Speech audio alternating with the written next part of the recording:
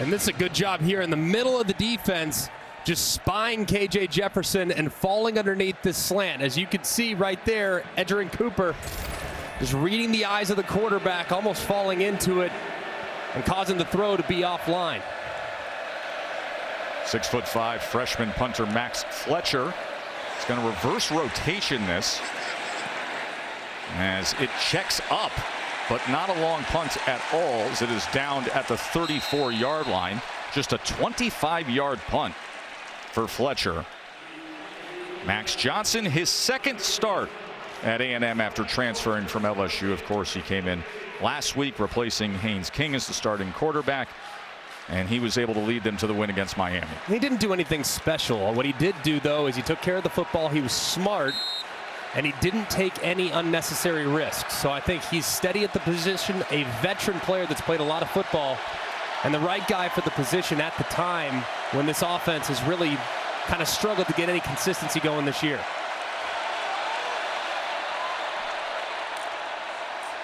Gives to A-Chain. A-Chain out to the 40. Well, Greg, Max Johnson told me he just wanted to bring a confidence and a calmness to the quarterback position, and he did that. His teammates said his poise was contagious. The way he played in the pocket, got the ball out under pressure, he did it with ease. Now, he said we need to score more than 17 points, but it was a good starting point as he stabilized things at that QB spot. Jimbo Fisher, his 5th season at A&M.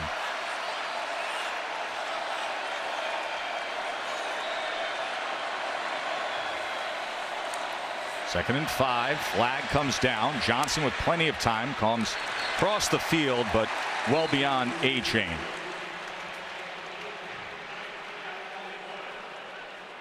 Ken Williamson heads up this SEC crew.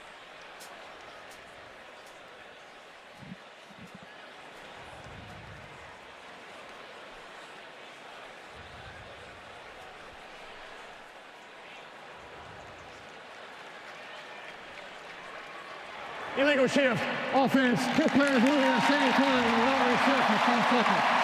5-yard penalty, repeat second down.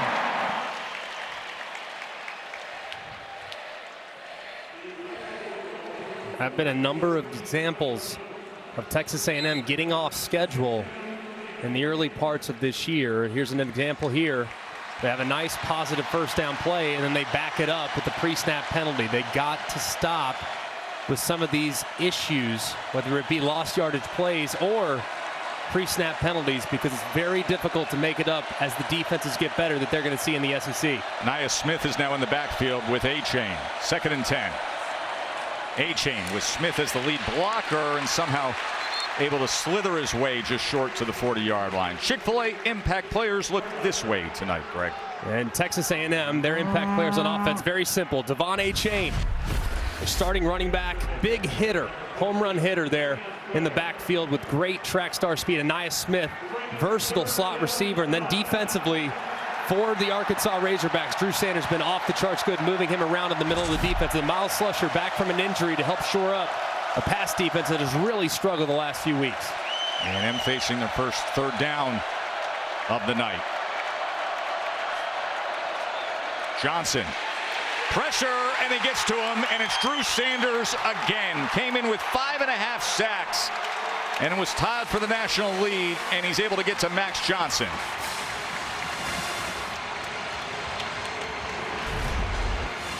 And this is a great job just coming off the left-hand side. One-on-one, working against Zune, the left tackle.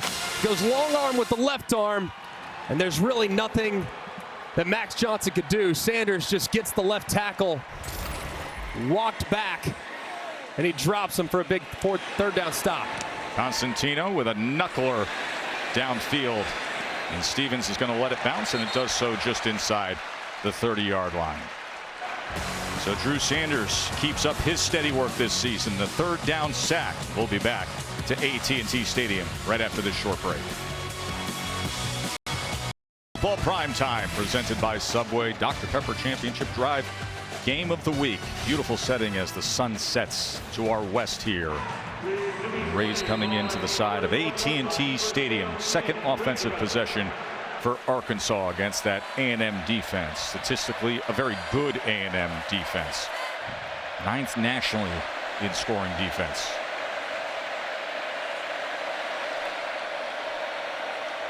First drive was just 4 plays, 15 yards, minute 25, and a punt. As Sanders, tough running, churning the legs out to the 37-yard line.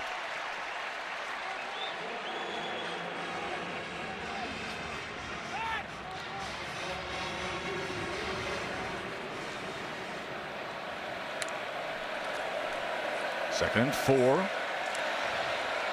And that'll make for a 3rd and 1 as Sanders gets it to the 40. You can see the point of emphasis here for Arkansas. Just get the ball to Sanders and test this young defensive line for the A&M Aggies.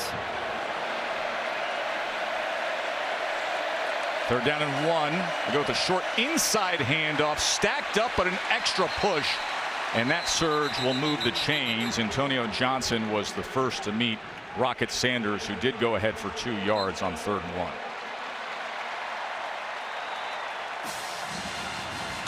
Riles, outstanding offensive coordinator. Does a great job of creating advantages and angles in the run game. Of course, comes from that Baylor tree where it was really about a downfield passing attack, but has really transitioned beautifully at Arkansas to a run-first style of attack. First down, KJ Jefferson to pass.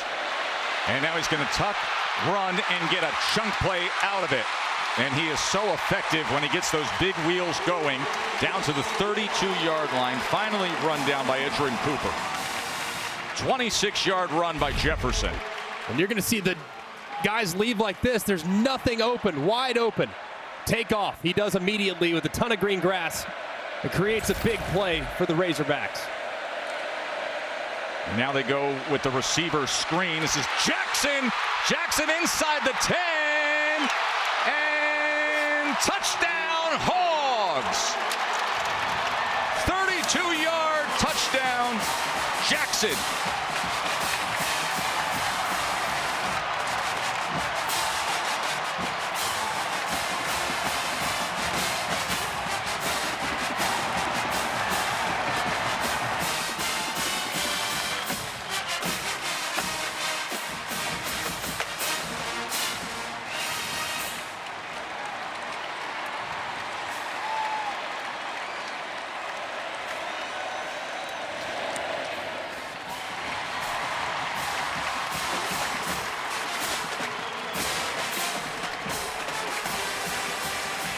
Ketron Jackson with the big play to get the night going. And really nice execution. You're going to see the linebacker immediately follow the cross action on the handoff, which means just one-on-one for the left tackle, Luke Jones, to get a piece of Richardson. Then you know Ketron Jackson with the speed is going to find the pylon. Just really well executed by Arkansas offense.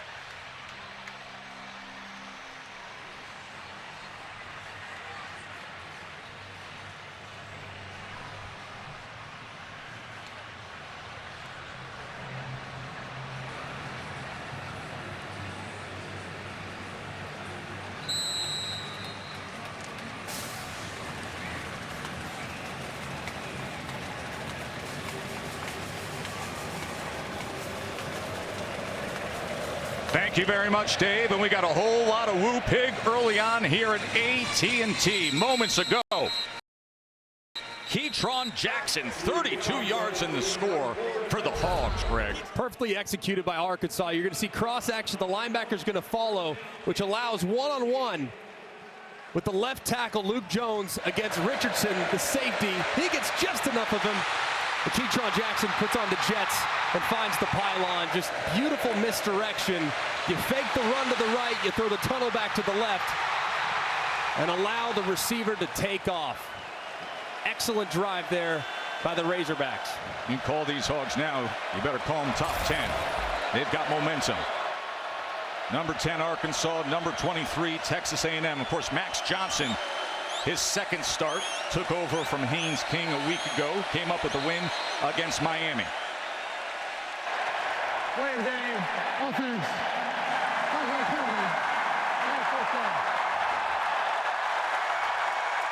Well, guys, Sam Pittman came over to KJ Jefferson just now, and he said, you started that with your legs. We're going to continue to run you. He told us in our meetings they wanted to get him on the ground early, and then obviously good things happen after that. Boy, and that big quarterback gets going, 6'3", 242 pounds, opens up the passing game. He did so with the screen to Jackson. 32 yards later, 7-zip Hogs. A&M's first drive was just 3 plays, -3 yards and a punt. Here's A-Chain, and he is gobbled up and tackled for a loss. In the backfield was Miles Slusher, and they're happy to have him back. Just a great job by Slusher here. Gets blocked, fights through the contact. You're going to see him just coming right off the edge. Tries to get hit by the inside, tries to get hit by the outside. As a result, neither guy could get a piece of him, and Slusher drops A-Chain for the loss. Just an excellent play, and it's nice to have him back in a secondary that's been reeling the last few weeks. He was injured week 1 against Cincinnati, trying to tackle a big tight end. 2nd and 19. Johnson has time, looks to check down at the 20-yard line, and able to get it to A-Chain. So it'll be 3rd down from there. So far early on, Arkansas has done a good job of getting Texas A&M a little bit off schedule. Just a couple drives, but both 3rd down attempts for Texas A&M have been 3rd and long. Those are not down and distances that you can do well against when you're going against the nation's best team in regards to sacks. Arkansas coming into today, 17 sacks, leads the country already with 1 on the opening drive. That was Drew Sanders, the Alabama transfer, who was able to get to Max Johnson on the first drive. 3rd down and 12. 4-man rush. Johnson, Sanders tracking him again. Johnson gets free. Gonna tuck, run, dive for the line to gain. Let's see where they mark him. And he will be just short. That was Slusher again who made the tackle as he came to find Johnson. Amazing job there by Johnson. Just incredible effort. Thought he was going to be dropped in the backfield. Looked like Sanders is going to drop him. He makes a miss.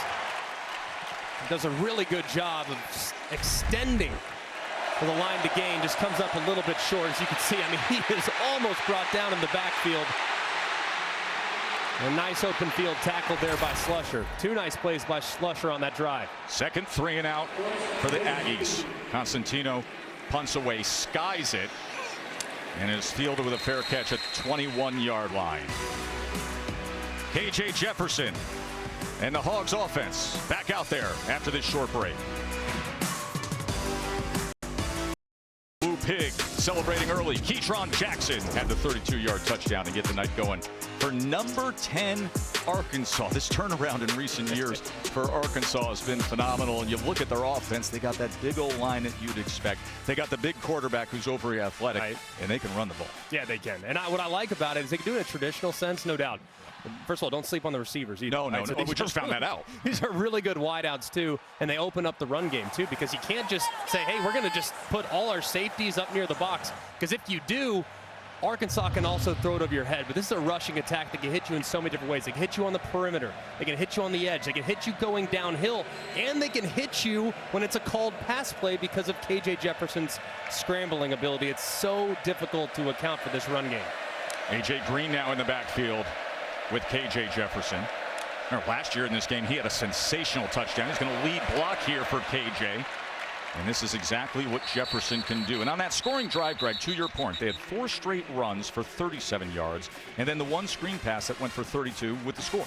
Yeah, and it's interesting from A&M. The first drive, mostly zone coverage, where they're keeping their eyes defensively in the backfield, not really allowing for the quarterback run. That second drive, mostly man, so it's going to be interesting to see what they end up doing moving forward. Here's Green, as Green goes ahead and moves the chains on 2nd and 4. Good play calling and balance from Kendall Briles early on. There is the play caller. DJ Durkin's the defensive coordinator for Texas A&M. They met up a year ago when Durkin was at Ole Miss. Kendall put up 51 points in that matchup. Here's Green again as he goes for 9 yards. Mentioned last year he had a sensational 48-yard touchdown catch, wheeling out of the backfield, made 4 Aggies miss, had a great spin move. It was one of the plays of the game in that Arkansas win. 2nd and 1. And he's getting good work here. A couple yards and another first down. If you look at Arkansas, I mean, it's who they are, too. They utilize that tempo. They're not crazy hyper speed, but, man, they got it in there. And right now, when they have momentum, you'll see Kendall Browse start to ramp it up a little faster and a little faster, just like he's doing right now.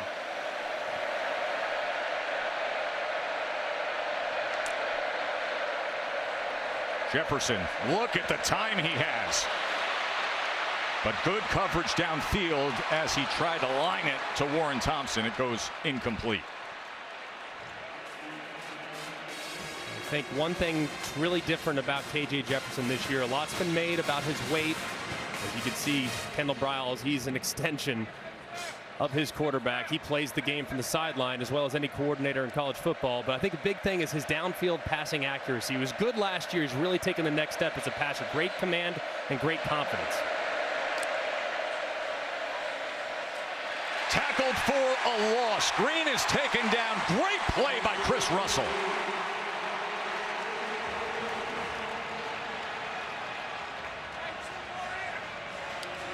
It's just a great play here by Russell. You're going to see him. He's just unblocked, and he makes the play.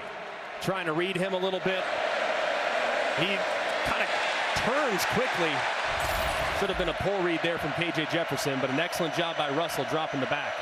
3rd down and 14. Jefferson going deep, wide open, and waiting for it and diving into the end zone is Warren Thompson. Oh my, call those Hogs.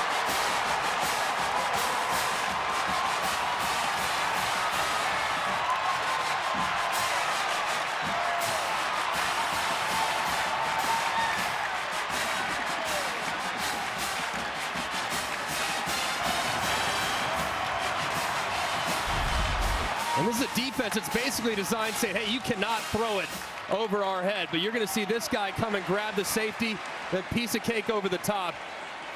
Really nicely done as it takes a half second to develop. And a little late to identify.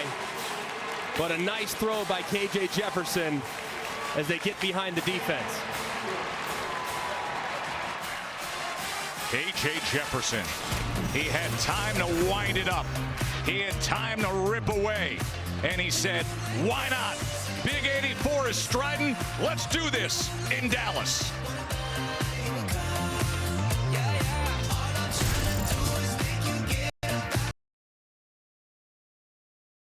About it.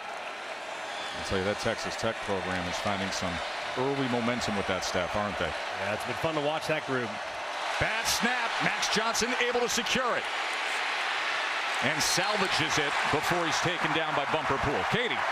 Well, guys, after the App State loss, Jimbo Fisher said the only thing that's no longer on the table is an undefeated season. Our goals are still very much in front of us. We can win our division, we can win an SEC championship, and we can get to a college football playoff. If we learn from our mistakes, we got to have some urgency.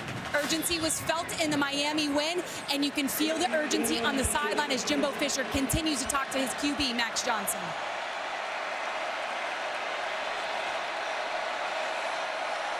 Former LSU starting quarterback transfers to A&M, his second start with the Aggies. 2nd and 10, gets it out quickly and gets it complete to his tight end Green as Green tries to power his way closer to the line to gain.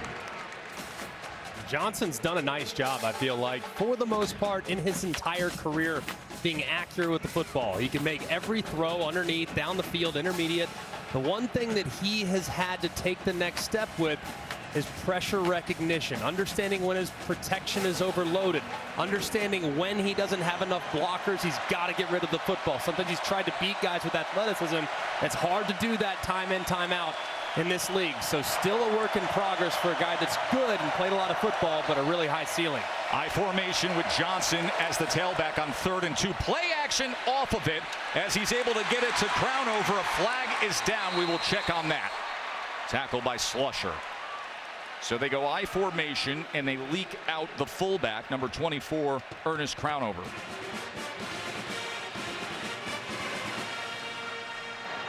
Illegal shift. Offense. 2 players moving at the same time and not reset for 5 seconds. 5-yard penalty. Okay, 3rd down. 3rd penalty on the Aggies tonight. And you're going to see it as the motion starts to work to the left. And you're going to see both backs slightly move. Watch. There it is. Two guys move at the same time. And this is what A&M just continues to do. I mean, just one mistake after another. You have a fresh set of downs. You convert easily on the 3rd and short. Now, you back yourself up because of a self-inflicted mistake. And you just can't continue to do that. And it feels like that's been the theme here in the first month of the season for the Aggies. So out with the big body backs and in with the speedy A-chain with 3rd and 7.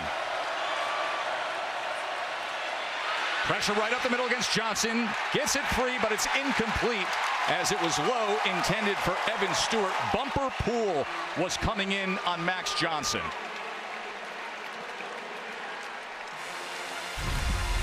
And there's this little twist right here in the middle, and Bumper Pool's going to come around unblocked. We just told you, Max Johnson struggled with understanding when his protection is overloaded. Right there, his protection's overloaded internally. He's late to diagnose it. As a result, he has to move and misses his target. That is now 3 straight 3-and-outs. Constantino on to punt again. They haven't seen a first down yet. Stevens calls for the fair catch. And he muffs it! He muffs it! And it appears that Arkansas was able to jump on it. Bryce Stevens, redshirt freshman who had the go-ahead 82-yard punt return touchdown last week in the game against Missouri State.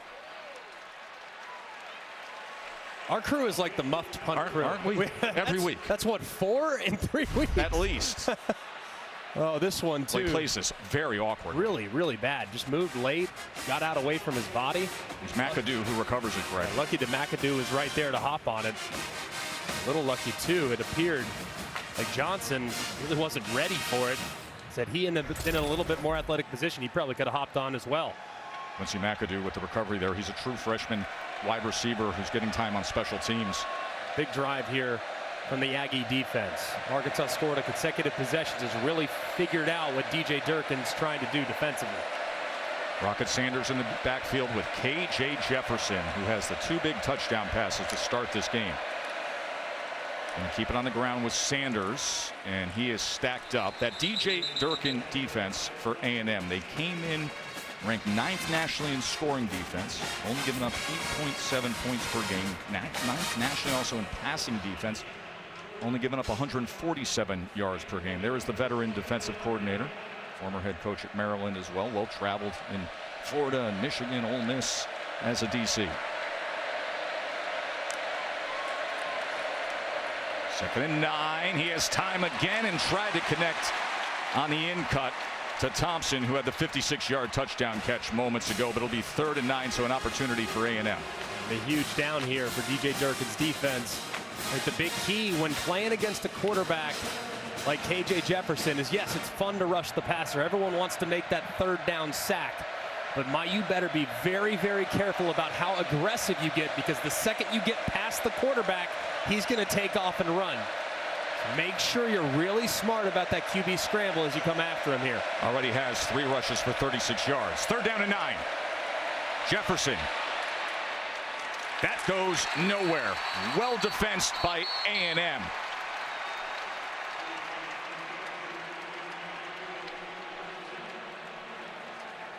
Thompson only able to get a yard that time as they were swarming to the ball. Good job there by Durkin. Decided to go with a little quarterback spy. Had Cooper basically just tracking KJ Jefferson. As he broke contain, he forced the throw early. Nice adjustments there by the Aggie defense. Arkansas's first 3-and-out of the night. Fletcher to punt away. And it is a knuckler that's going towards the sideline, but the fair catch by Smith at the 33-yard line.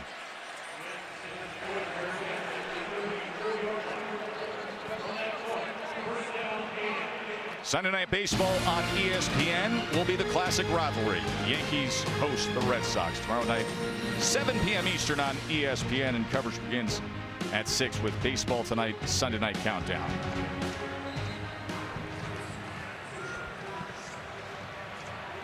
There got to be something here for the Aggie offense. The first 2 drives, they just completely shot themselves in the foot. Bad snaps, pre-snap penalties. Get back to running the football and give yourself a chance. Johnson pulls it. And it's incomplete. Again, he was trying to get it to Stewart, the true freshman, who was one of the 4 true freshmen who was announced as a late suspension last week prior to the Miami game. Another mishandled snap there a little bit by Max Johnson. Kind of bobbled it there at the very beginning. Kind of caused him to be a little late with that throw. And watch, you see him just kind of mishandle it just a little bit. Caused him to be just a hair late as he puts it into the belly of the running back, and might have caused the throw to be a little off target as well. Smith and A-Chain both in the backfield here on 2nd and 10. A-Chain will wiggle his way out to the 38-yard line. It'll be 3rd down from there. Anytime you see A-Chain grab that football, you kind of hold your breath for a second, because he puts that foot in the ground and you could see the accelerators. It doesn't take as much to bring him down as some backs of the past, but my goodness, the speed is on display. They're a big 3rd down for the Aggie offense. Got to start putting some drives together. Coming to the final minute of this first quarter, and they're looking for their first down. And a timeout is going to be called by Texas A&M.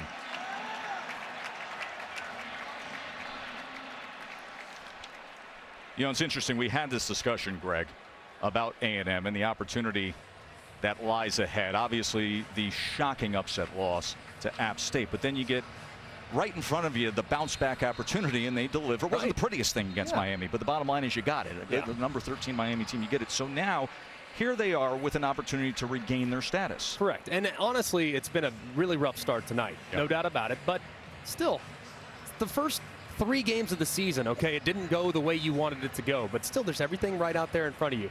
It's been the first quarter of the game tonight. Didn't go the way you want it to go. Still, everything's right there in front of you. But either way, they have to figure out a way, whether it be tonight or beyond.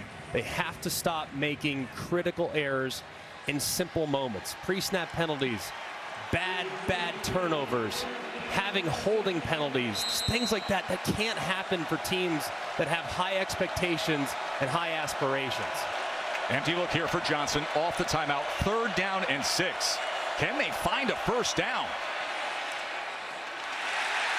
Incomplete. He was trying to get it to Anais Smith. And that was Slusher again with coverage. He has been very active so far. So now 4 possessions for A&M. 4 3-and-outs. 4 punts. You could see Jimbo Fisher communicating with the wide receivers. Not a lot of separation there as Slusher made a nice break on the ball. Constantino, it's a punt again. Stevens, remember, in trouble fielding it last time. Fair catch secures it right around the 15-yard line. Fighting spirit moment brought to you by Modelo. A closer look at KJ Jefferson. And he's off the charts. I mean, so good. Great feel for the position. This particular play that led to the opening touchdown. This is it. Just a play later, finding Jackson on the tunnel screen. He takes off north and south, finds that front pylon. And then the following drive, slow developing play, finds the deep post over the top to Warren Thompson. KJ Jefferson has come out and played with great urgency. And this offense has needed him to. As a result, they have a big lead here in the first quarter.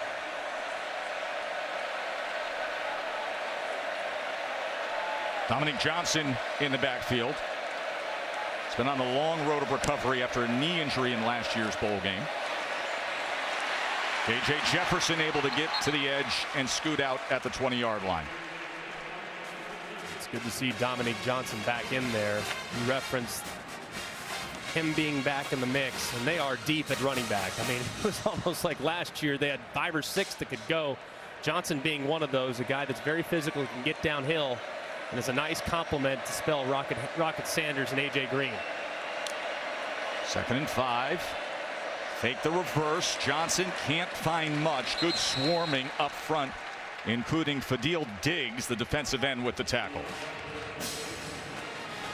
So far here, these last couple drives, this Aggie defense doing a nice job on 1st and 10. First few drives, they were giving up 9 yards, 10 yards a pop on 1st and 10. Not the case these last couple, and as a result, it's been a little bit tougher sledding for the Arkansas offense. Final seconds here of the first quarter.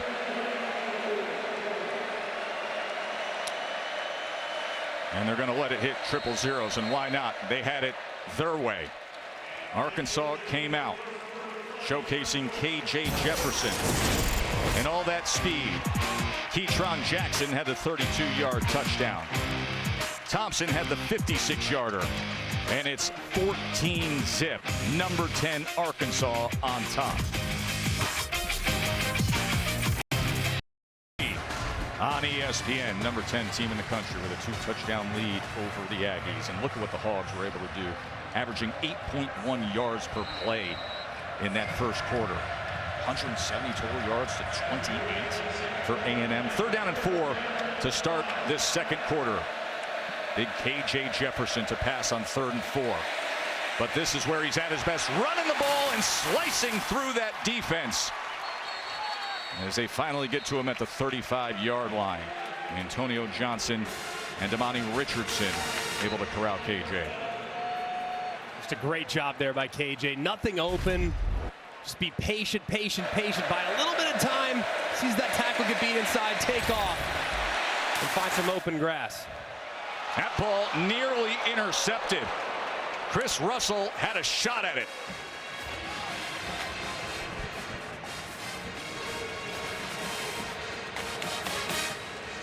Very close here. If this was an accurate throw, this is intercepted, but it's way off the mark. You see he's trying to hit Trey Knox, and he throws it probably 3 yards inside, but if he throws it right on Trey Knox's body, Russell's going to pick that off and likely take it to the house. Very fortunate there for KJ Jefferson. Good break on the ball by Russell. 2nd down and 10.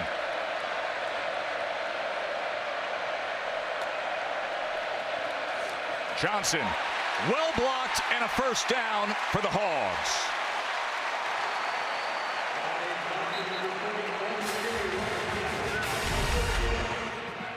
Great job here as you see the pressure coming from the field. No one's there on the backside. Johnson gets north and south. Here he goes again, crossing midfield. How about the left tackle on that last play? Luke Jones, like trying to find work. Who 8 should yards I block? downfield. Where can I find somebody? Don't block the running back. That's the only thing. That's the only rule. It's just a really good job running away from the overload. 6'6", 327-pounder from Little Rock. 2nd and 2, and now this is exactly what the Hogs do best, Greg. Yeah, and the tempo too. I mean, it just eats at your fatigue. It eats at your defensive front. You can't substitute, so don't get fresh bodies in there. As you see DJ Durkin struggling to try to find an answer here against an offensive line. And when they get going, they are very, very difficult to defend. This is a spot, too, where Kendall Browse has traditionally taken a shot over the top. Fresh set of downs on the plus side of the 50. Johnson just went for 7, another 1st down for Arkansas. That was batted at the line of scrimmage. That was Damani Richardson getting his hands up to deflect that ball. Great play by Richardson.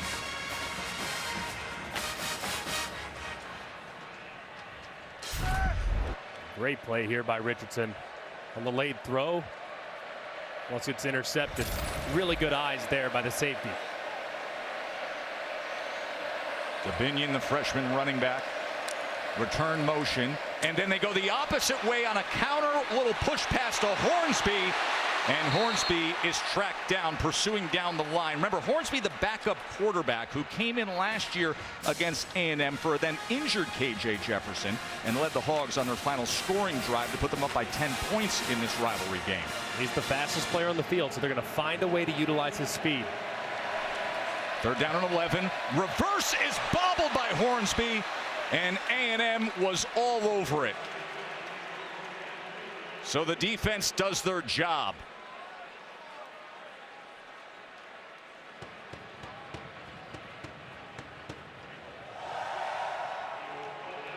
Big stand there by A&M's defense. It felt like they were starting to really get pushed. The surge was coming.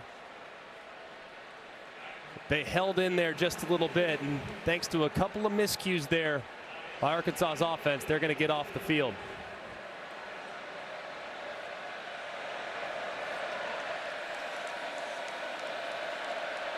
And now Max Fletcher is going to try to pin him.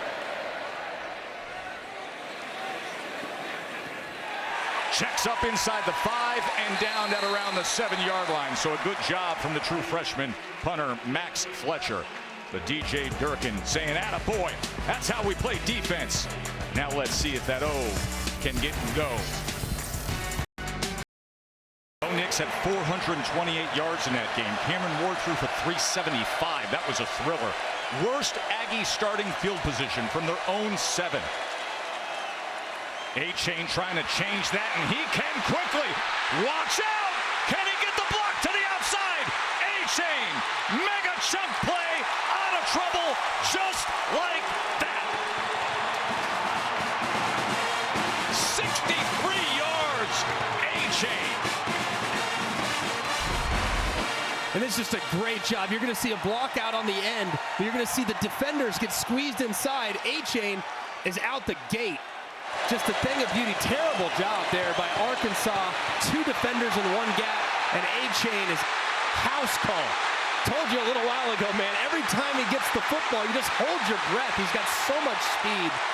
Showing it off right there. What a huge play for the Aggies, giving them life. That's their first down of the game. It comes on a 63-yard run. Back to business with him. And this time he is cut down at the 25. But boy, did they need that. Starting at their own 7-yard line, needing a spark, without a first down, and he delivers.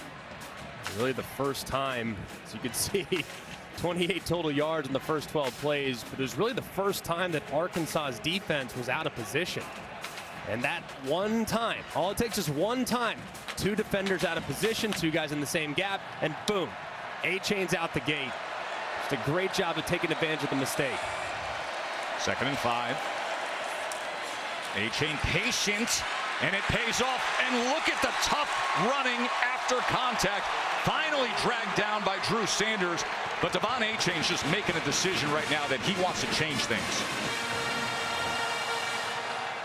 He's running hard too. A-Chain, look, he's not a power back. We know that. He's not going to be a guy that's going to just churn out yards. He's 189 pounds. But right there, that was just all effort. Continue to drive his legs. And now has the Aggies knocking on the door. Good work from this offensive line, coached by Steve Adazio. They have found the rhythm on this drive. See if they can keep it going. Johnson, quarterback run now, as he makes his way inside the 11-yard line, tackled by Bumper Poole. Bumper Poole once again, Arkansas's leading tackler. The offensive line also answering the call right now. It appears as though there was a challenge issued. There wasn't great separation from the wide receivers. Jimbo said forget about it. Clearly this Arkansas pass defense is playing much better today. Let's see if we can get things going on the ground. And as a result, this offensive line has answered that challenge. And they're putting together by far their best offensive drive of the day. 2nd and 6.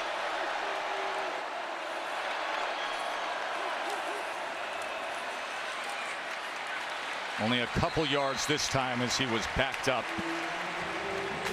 There's Chris Paul and Isaiah Nichols throwing back A-Chain. It'll be 3rd down and 4. Huge down here for Arkansas's defense. You can just leave the field after surrendering just 3 points after that huge play. You almost feel like it's a win. So a really big down in this football game here.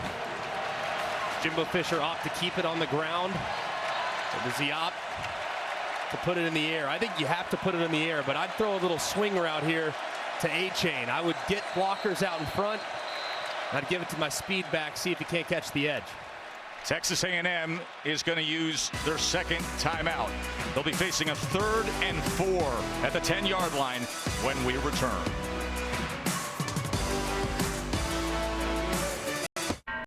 Had won 9 straight against Arkansas since joining the SEC. Then lost last year. Now down 14 here early. But a 3rd and 5 after a big setup from Devon A-Chain. A 63-yard run to put them in position.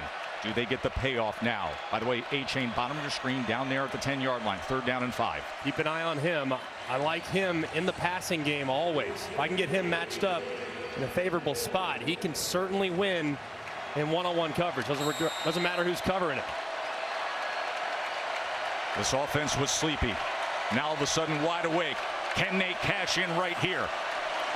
Here comes the pressure right up the middle from Arkansas. Showing that A-gap pressure. Will they back off or bring it on Max Johnson? Empty look. No running back to help. Johnson's got to get it out quick. Lofts it to the end zone. And it's a touchdown. Evan Stewart, the freshman. Boy, did they need that. Delivered. Gig 'em.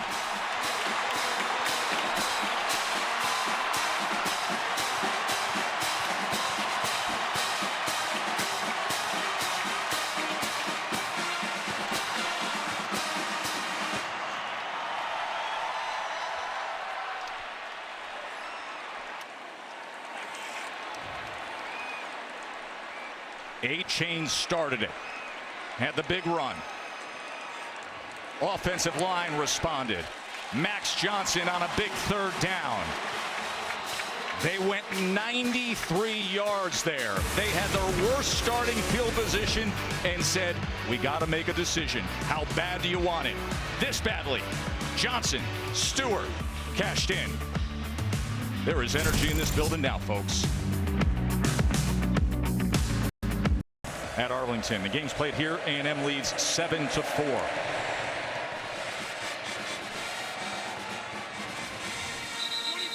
Coming together moment is presented by Verbo. A great job here by Max Johnson, understanding that the protection was overloaded. You have 6 guys in the protection, and you only have 5 guys that are capable of blocking. So what do you have to do? You got to shoot a fadeaway 3. And I can hear Marv Alberts in my head. Right here, yes, he's got it. All right, just a fadeaway 3 by Max Johnson. And a really nice throw, a really nice catch, too, and excellent concentration by Stewart, the freshman.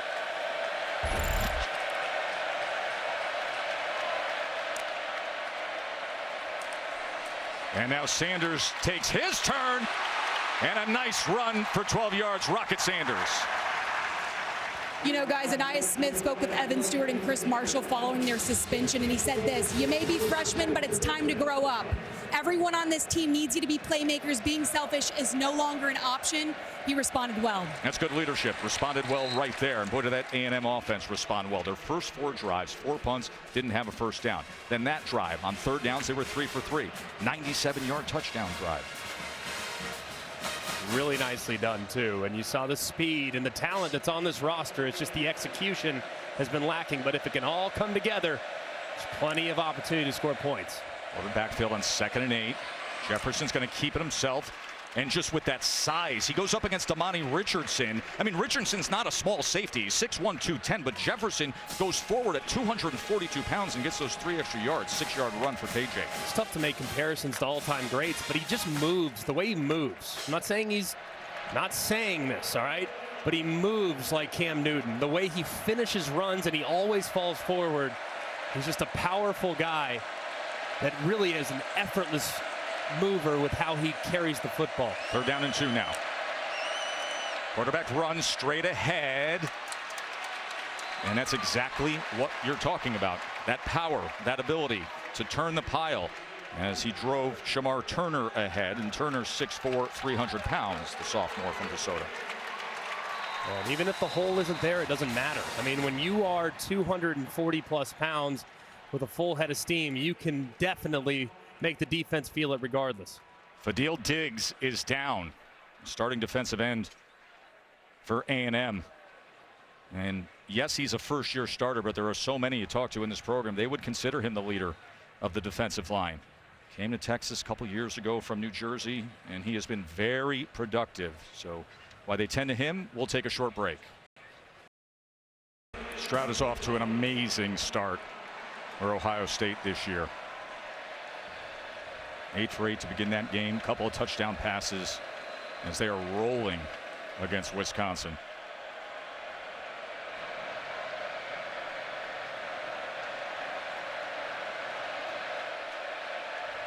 KJ Jefferson with Rocket Sanders. Offset to the left, and now motioning back is Jackson to the other side. A lot of pre-snap window dressing here as they give to Sanders, and Sanders is wrapped up as that was Chris Russell with the tackle of Rocket Sanders. 3 yards for Sanders. So far, the Aggies on defense done a pretty good job tackling here after the first couple drives. Really struggled there those first few, but are starting to settle in a little bit on the defensive side. Sanders on 2nd and 7. Crosses midfield. The 3rd and a long 3 there. Turner with the tackle.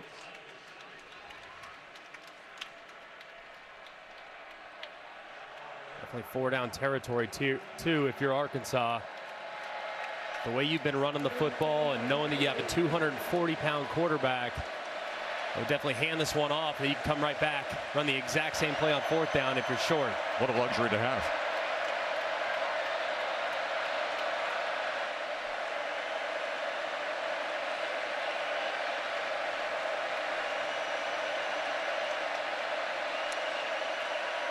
Third and 3.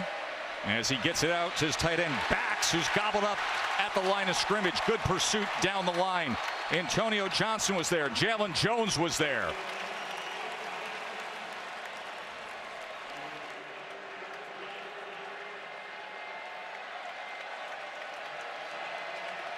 Offense staying on the field.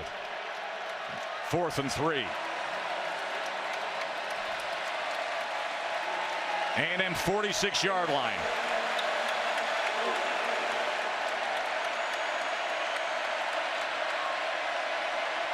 What do the Hogs come up with? Diamond bunch formation, bottom of your screen with Sanders at the back of it. Jefferson, quarterback draw, shakes free, and is going to have plenty of it inside the 40-yard line. Drawing all that attention to the bottom of your screen, and KJ Jefferson does it himself for 8 yards.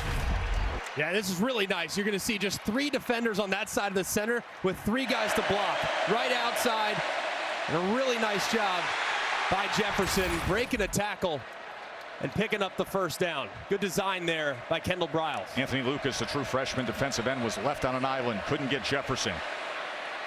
Wide open and complete to Hazelwood to the 22-yard line.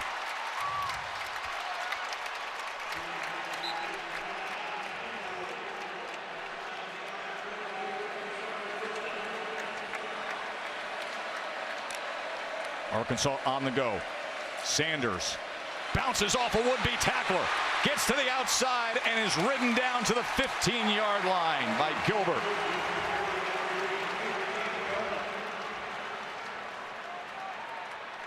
A nice rhythm here now from Arkansas's offense. They'll just continue here on 2nd and short, continue to hand it off, impose their will at the line of scrimmage. Longest drive of the game for Arkansas. This their 11th play.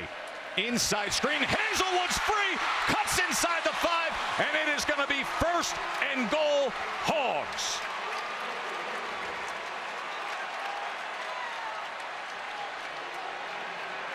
Kendall Briles, well-managed drive of play calling here. Quick to the line is Jefferson. 1st and goal.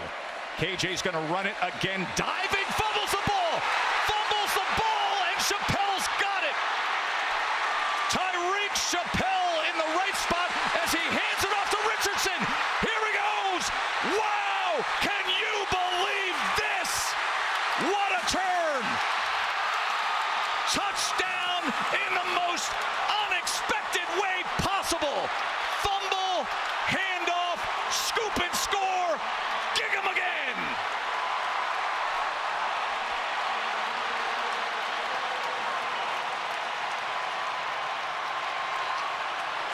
In the most outrageous way to potentially tie up this game, you just saw it.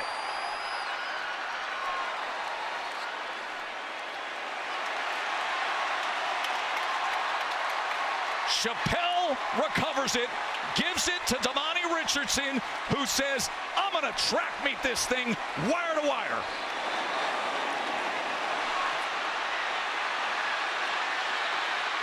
Fire drill, not going to work out.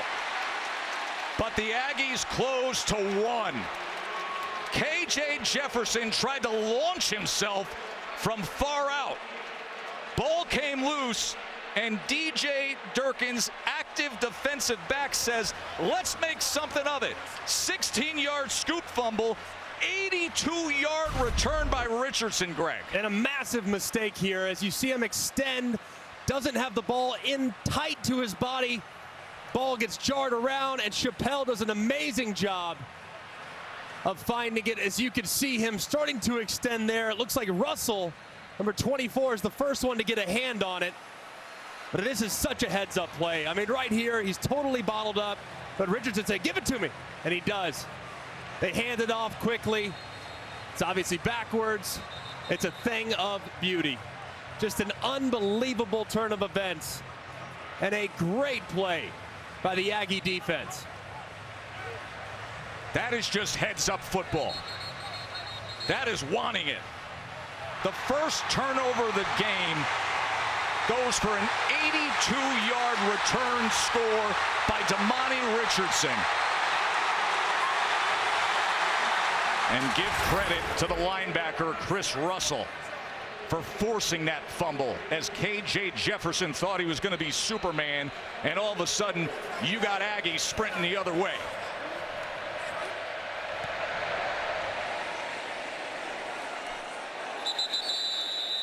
Matt Berry, how about that, my man? Joe Tessitore, it has been a wild day of college football. Coming up in the Mercedes-Benz halftime report, Florida-Tennessee goes down to the final play. You'll want to see that one. Plus, Clemson and Wake Forest, they needed overtime to settle that one, and we had another overtime game between Texas and Texas Tech. What a fun Saturday it was. Jesse Palmer, Joey Galloway join me coming up at the half. And KJ Jefferson, who had led his team to a big spark in the first quarter, had the 14-zip lead, a couple of touchdown passes, and then Devon Achane for Texas A&M broke the big play. And then moments ago, one of the wildest plays you'll ever see. Absolutely wild as Arkansas was rolling. They had momentum. The fumble, scooped, handed off to Richardson, and 82 yards he sprinted the other way for the touchdown. And that's how we have a 1-point margin after the blown PAT. Sam Matthews, a backup linebacker who plays special teams, and the highly recruited Smoke Bowie, the backup defensive back, were both shaken up on special teams coverage. So they were slow to walk off the field. I just can't get over the handoff. Wasn't great? It reminds me of 2005 national championship game, USC and Texas. And this obviously, the extension right there, bad play, but this is the most heads-up play ever. Reggie Bush tried to pitch it back, and it was a fumble. It resulted in a fumble. Texas hopped on the ball. It was a huge change in that Rose Bowl game that came down to the wire, became an all-time great.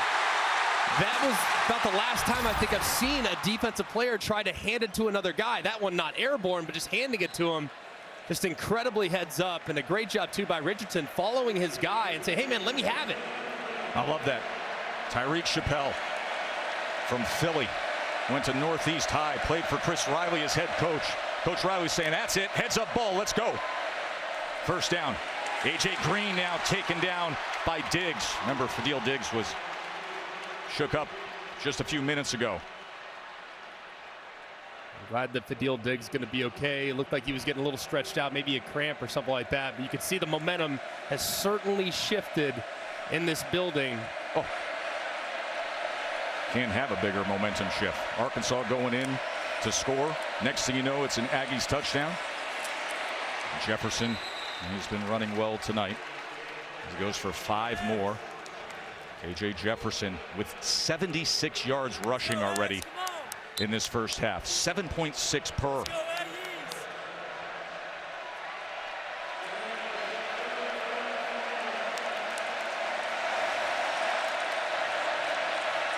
Third down and 5.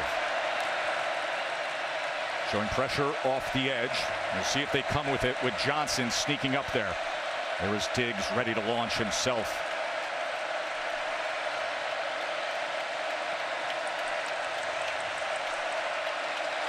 Play clock coming down, and with that, KJ Jefferson is going to use a timeout. That is their first of this first half.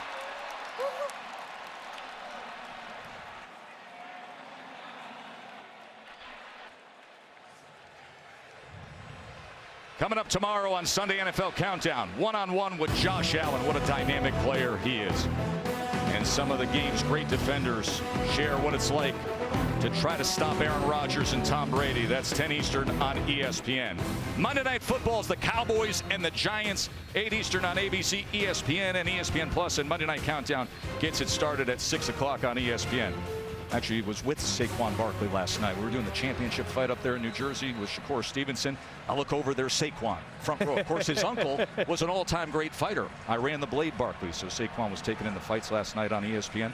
Now getting ready for Monday Night Football against a team that plays here in this place, a place that Sam Pittman said to us just before kickoff. He said, I like it here. We have fun in this place, and I think it's good for recruiting. Of course, A&M has been excellent with recruiting all these great freshman players loading up that defense. And now let's see what they come up with. This defense with a 3rd and 5 for Arkansas. Empty set for KJ Jefferson. As now Johnson comes into the backfield. Back from that long recovery off the knee injury. 3rd and 5, just a 3-man rush, and yet they're able to hurry him. And now get after him and bring him down. Chris Russell had the forced fumble moments ago, and now the sack on 3rd down for the Aggies. And these eyes are in the backfield all the time. They know what KJ Jefferson's capable of. Look at Russell, 24. Just keeping an eye on him. Do not let him get outside and then close. Just a great job there defensively by the second level of the Aggie defense. Gets flushed in the pocket, and then boom, you shoot your shot as a linebacker when you get that green dog opportunity. And Russell drops the outstanding Jefferson in the open field. A timeout is being used by A&M. That is their last of this first half. And how about Chris Russell all of a sudden? Came up big with the forced fumble, comes up big there. The ebbs and flows and the drama of SEC football. Think about this defense too. I mean, they're going to put a lot on those linebackers here in the second half because KJ Jefferson's legs have been very effective in scramble drill situations so far tonight. The first 30 minutes, a big part of Arkansas's offense has been KJ Jefferson running the football after he drops back to throw. So they're going to have to continue to play really well. So Cooper and Russell, it's going to be an all-points bulletin on them at halftime to make sure they don't allow any more quarterback scrambles. Fletcher on to punt, the dangerous Anais Smith to return. And there's a sky punt that Smith is going to call for the fair catch. And he'll secure it at the 31-yard line. 1:45 remaining for A&M, who was sitting in a situation where they were almost down 2 touchdowns. Next thing you know, it's just a 1-point game. A view from our AT&T 5G Skycam. Magnificent setting here at AT&T Stadium. Of course, a.k.a. Jerry's World. Jerry Jones, proud to be an Arkansas Razorback. National champion back in 1964, beating Nebraska in the Cotton Bowl. Good opportunity here now for Max Johnson. Try to steal some points before the half. First thing is, got to get the drive started. Got to be positive here on 1st and 10. Number 6 can help that. Play action on 1st down. Johnson just going to get it to A-Chain. And quickly, he gets out at the 36-yard line. A&M has used up all their timeouts earlier in the half, so they don't have any at their disposal. So you understand that you need to be real mindful of the clock at all times. Try to work the boundary as much as you can, but doesn't have to be at the boundary right now. You still have obviously nearly 100 seconds of clock left. So you can work the middle of the field, but you cannot take sacks and you cannot get behind the sticks.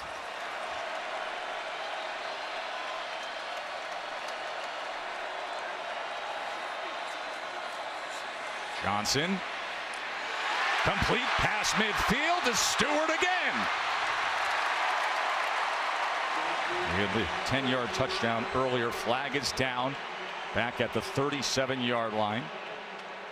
Jimbo says, what's that about?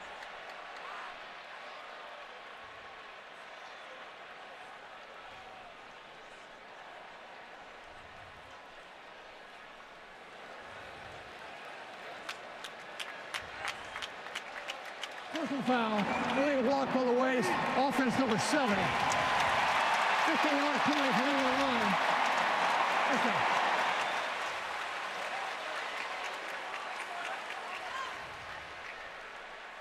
I'm calling that on Moose Muhammad the wide receiver.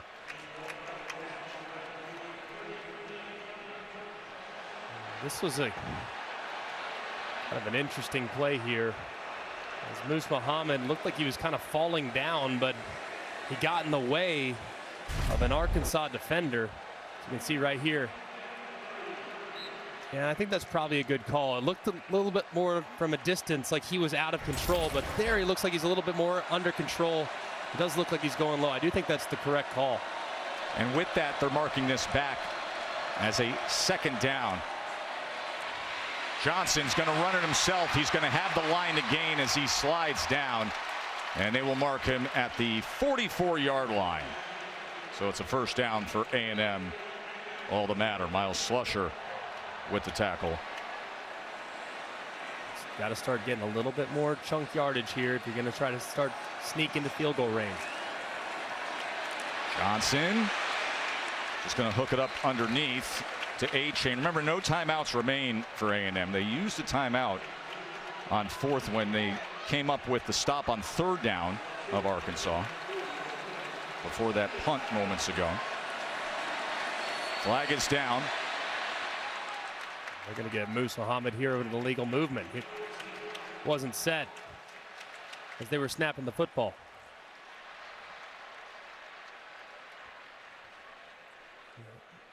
It'll be a 10-second runoff too, because A&M doesn't have a timeout to preserve it, and the clock was running there, so it'll take it down to 26 seconds. And now you start to think about how things have been managed in getting the ball back. Prior to the snap, false start, offense. Not all 11 players are set for 4 seconds. 5-yard penalty. Remain second down. Would have been so nice to have that timeout in the pocket. Clock to stop with less than a minute to play in the second period. Would be a 10-second subtraction from the game clock.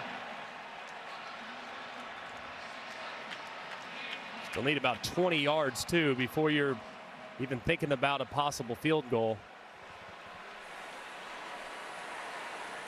So there's the 10-second runoff. 26 seconds. Ball at the 43-yard line.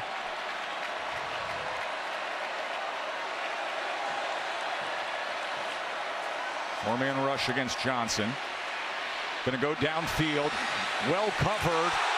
And is there going to be a flag? Yes. As Smith got run into by Miles Slusher.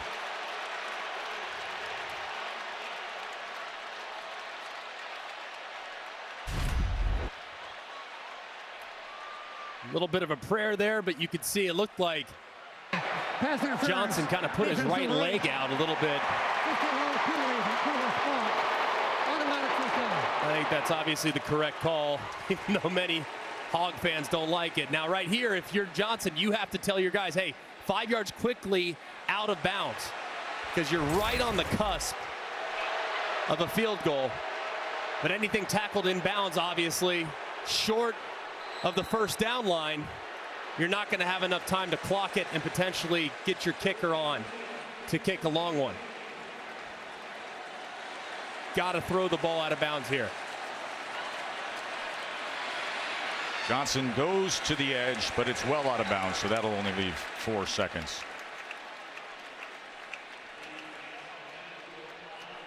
I don't think they have the distance from here.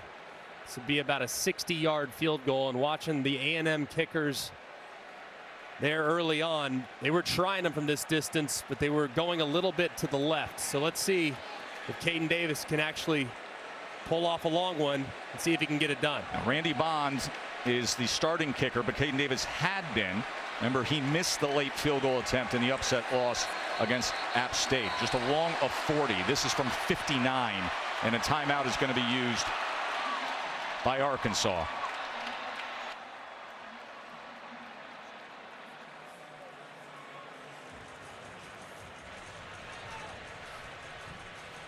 I'm sitting here and watching this game, all of a sudden you think, okay, this is taking standard form here with Arkansas before halftime. Greg, they're coming down the field. They got the big Hogs up front running the ball well. KJ Jefferson is making plays with his arms, and then all of a sudden he decides he's going to go Superman. Yeah. The next thing you know, you got Chris Russell punching it out.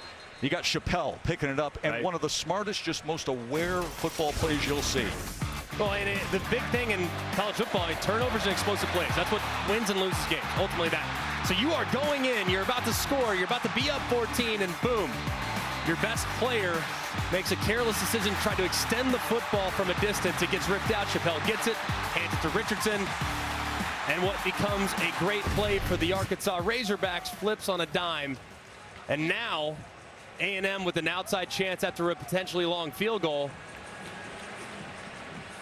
to steal the lead at halftime. But it looks like now A&M's going to put their offense back on the field, thinking twice about the distance. And like I said, I was watching the kickers earlier. A&M really wasn't close from 60 yards. So I think this is probably the correct decision if you're Jimbo Fisher, especially knowing you have length at wide receiver.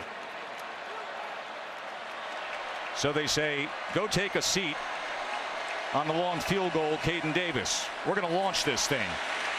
And Johnson was hurried, and that had no chance. That was a wild half of football, right? Arkansas comes out, and they are rolling. Keatron Jackson, 32-yard touchdown. Warren Thompson had the 56-yarder. And then A-Chain changed things for A&M. Here's Katie. Jimbo, that fumble recovery and handoff was an incredible sequence that changed the momentum. What did you think of your defense's awareness there? That was really good. It's really good. We got to get some stops, though. They're driving the ball too much, making third downs. And offensively, we got to quit shooting ourselves in the foot.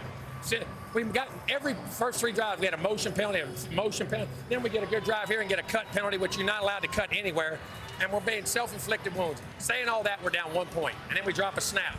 So, listen, we're lucky to be where we're at. We need to get our composure, go back and make a play. Our defense changed that game. Offense had a great drive, 90-some-yard drive. Defense made that play. Now he's got to relax and play. Thanks for the time. Thank you. Coach wants to clean it up, but boy, oh boy, did he love what he was seeing when his defense did this. Jimbo said, wow, go, 82 yards, Richardson, 14-13. Here's Matt, Joey, and Jesse. Gentlemen, take it away. Of the week, Arkansas was up 14-zip. Texas A&M came back. They had a failed PAT, and that's why we have 14-13. Remember, A&M won the toss to start the game. They elected to defer, so they will get the ball here in the second half. The dangerous Devon A-Chain is back to return. We'll see if he even gets a chance. And he will not. Moments ago, Katie was with Coach Pittman.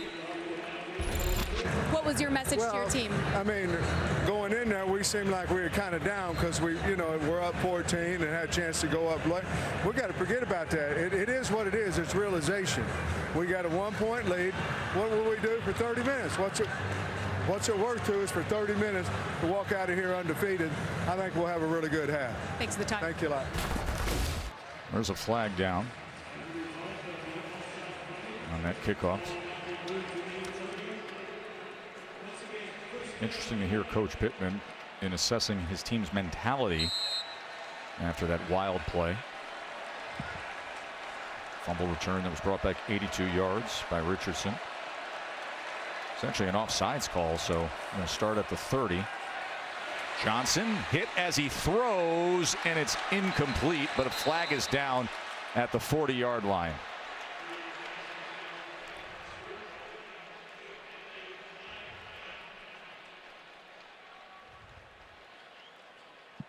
Evan Stewart was the intended target. Holding. Defense number 3. 10-yard penalty from the previous spot. Includes an automatic first down. That's Dwight McGlothern, starting quarterback, who gets called for the defensive holding. Hey, what'd you make of Coach Pittman's comment there? It's like, yeah, okay, the big play goes against us, but everybody felt like they were down. Put it in the pass. Yeah, I get that, though, because you feel like you're about to completely take this game over. Doubt. And the next thing you know, you're in a dogfight, right? So it's understandable that the mojo of the team was certainly taken away from it there at the end of the half, but they did a lot of good things. They outplayed A&M for a vast majority of it. Just need to get back to continuing to execute and quit making mistakes. Max Johnson, good initial burst to charge ahead for a gain of about 8 yards there. Jackson comes up with the tackle.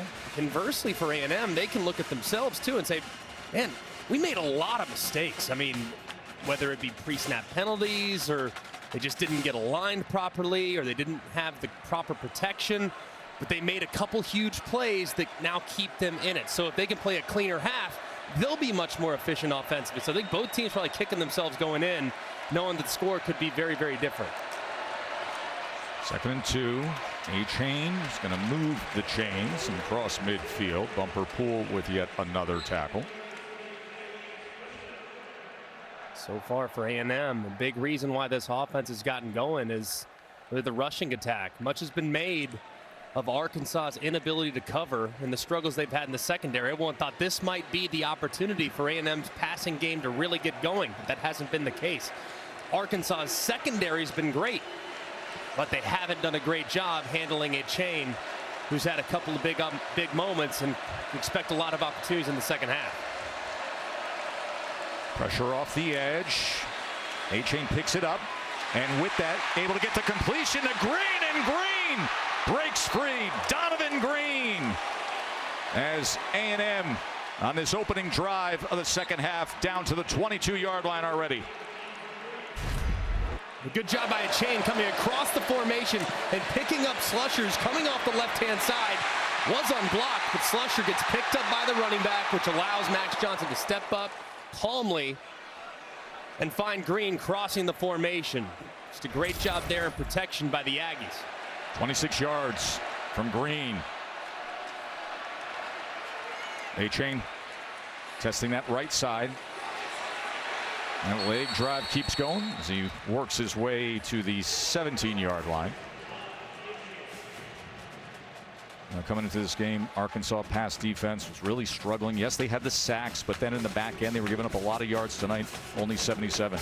It was only 51 at halftime. Of course, a nice game there a moment ago to Green. So they've done a really good job of making sure the coverage has been tight. And of course, the welcome addition of Miles Slusher there at nickel has been enormous. He's been very, very good in the coverage for the most part. Has been sound throughout the course of the first half. Of course, they've lost Jaden Catalan, the All-American safety, earlier this year. 2nd and 5. Johnson running out of options and going up high inside the 10-yard line was Evan Stewart. So that is a first down for A&M. It'll be 1st and goal. And this just really late getting to it as Johnson throws a heater and Stewart goes up, makes a catch. It's a difficult thing to corral. Look at that ball, isn't just tipped up, and sometimes those things get intercepted, but you can see the strong hands of the freshman reeling it in for a nice conversion. Stewart, one of the biggest recruits in the country. Name a player who's in the freshman class, and they're one of the biggest recruits in the country. A&M loaded, #1 recruiting class in the 2022 cycle. Keep it on the ground here. A-Chain into the end zone. Aggies take the lead. Their first lead of the game.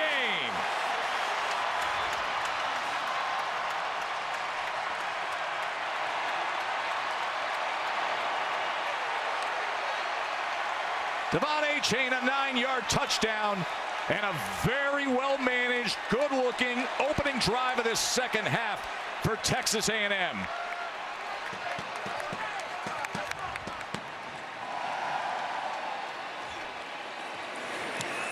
And a clean operation this time for the extra point. 6-play drive to start this second half. Devon A-Chain squares those shoulders, hits the accelerator, and right in for a 20-14 Texas A&M lead. We've had notable thrillers meeting up here at AT&T Stadium through the years. Overtime in 2014, 2015, 2017. And now all of a sudden here, this one has turned into a wild one. 20 unanswered points by A&M. Let's go back to the touchdown here for Texas A&M on the opening drive of the second half. Just beautifully done up front along the offensive line. Just an excellent job, too, by the center, Bryce Foster, and the right guard, Layden Robinson. Just a thing of beauty. But A-Chain's the one that makes this one go. You see all this flow over the top. A-Chain sees that immediately, hits the cutback, and boom, finds his way into the end zone. Just an excellent run there by A-Chain. And a beautiful drive for the Aggies to open up the second half. Rocket Sanders tackled right at the line of scrimmage by Brian George. Katie. Guys, before Arkansas's offense took the field, Rocket Sanders had some extra padding taped to his right side over top of his rib cage. He also spent some time on the bike as well. Just something to keep an eye on as we move forward. He's been the workhorse. 2nd and 10. Tackled for a loss. That entire front right in his face. And it was Chappelle who was wrapping him up. Chappelle, of course, who had the scoop fumble and then the handoff to Damani Richardson for the play of the game to this point. 3rd and 12. Corps Cadets and all the Aggie fans roaring for a stop. Jefferson extending the play, goes underneath. Hazelwood is tackled 3 yards shy of the line to gain by Richardson. Really good stand here from Texas A&M's offensive or defensive front.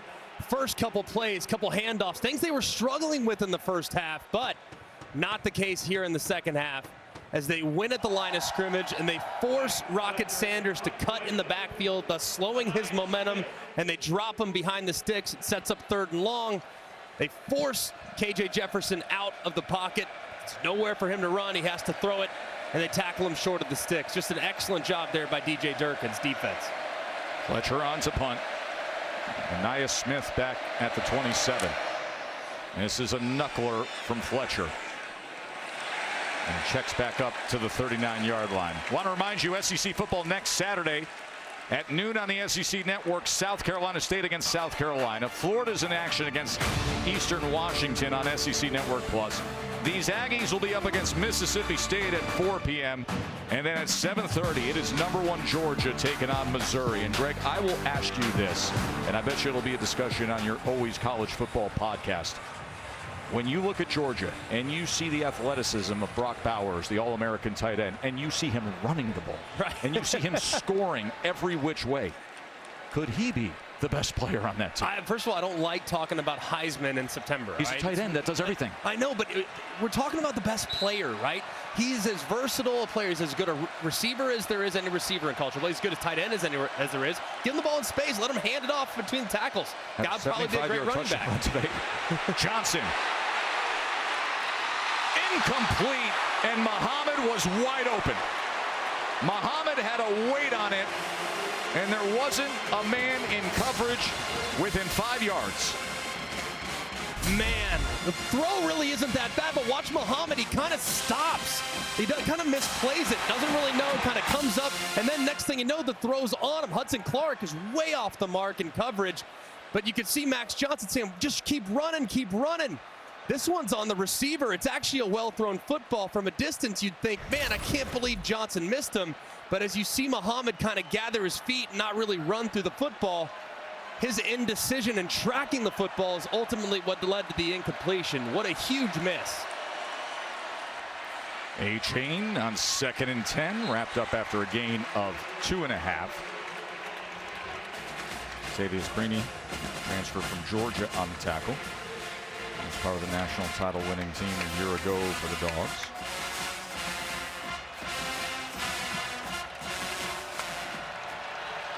Big 3rd down here for Arkansas's defense. You're given the gift on 1st down. Made a nice tackle on 2nd down. If you can get off the field here, looks like man coverage from Arkansas based on how they're aligned right now.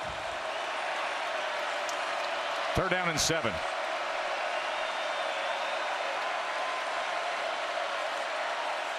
Here comes Sanders straight in on Johnson, trying to keep his balance, and somehow does! Max Johnson! My, oh my, what a play! Flag is down at the 40-yard line. Johnson went from could have been, should have been sacked to dodging and darting ahead for a big play.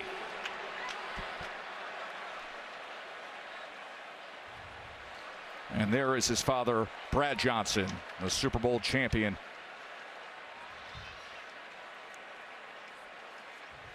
Dad had a good arm, didn't have those kind of wheels. Block in the back. Offense number 7. 10-yard penalty as part of the foul. Makes 3rd down. Moose Muhammad again.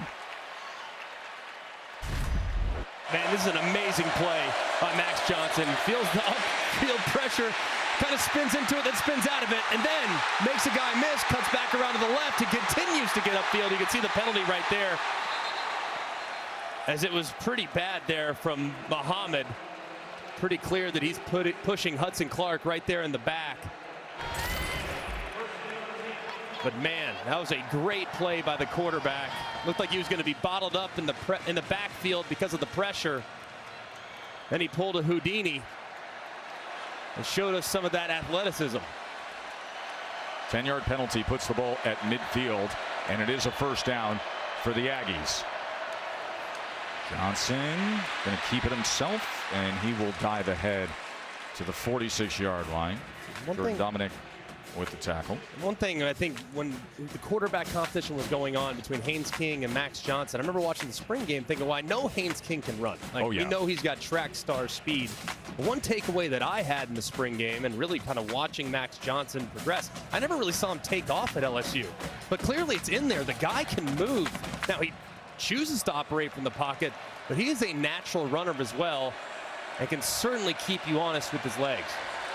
2nd and 6. Devon Achane.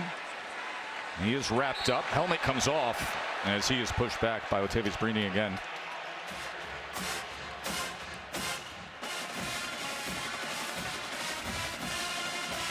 They're down in 4 coming up.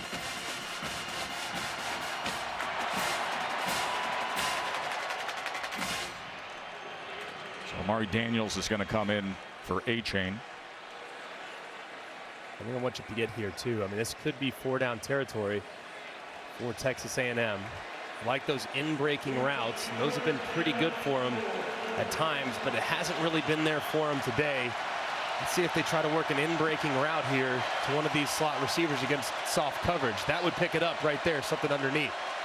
3rd and 4. Here comes the pressure. They pick it up to the outside, cutting back and getting it is Brown.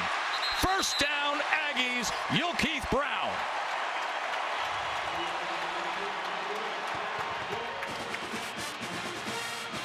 Eighteen-yard reception. And that was really nice. They kind of built into a bit of a bunch formation, and then they get Brown out into the flat where he's one-on-one against Simeon Blair, the defender. He makes him miss in the open field and gets upfield. Ball was a little off target, but a nice run after catch there by Brown. Achane speeds to the outside. Flag is down at the 30. We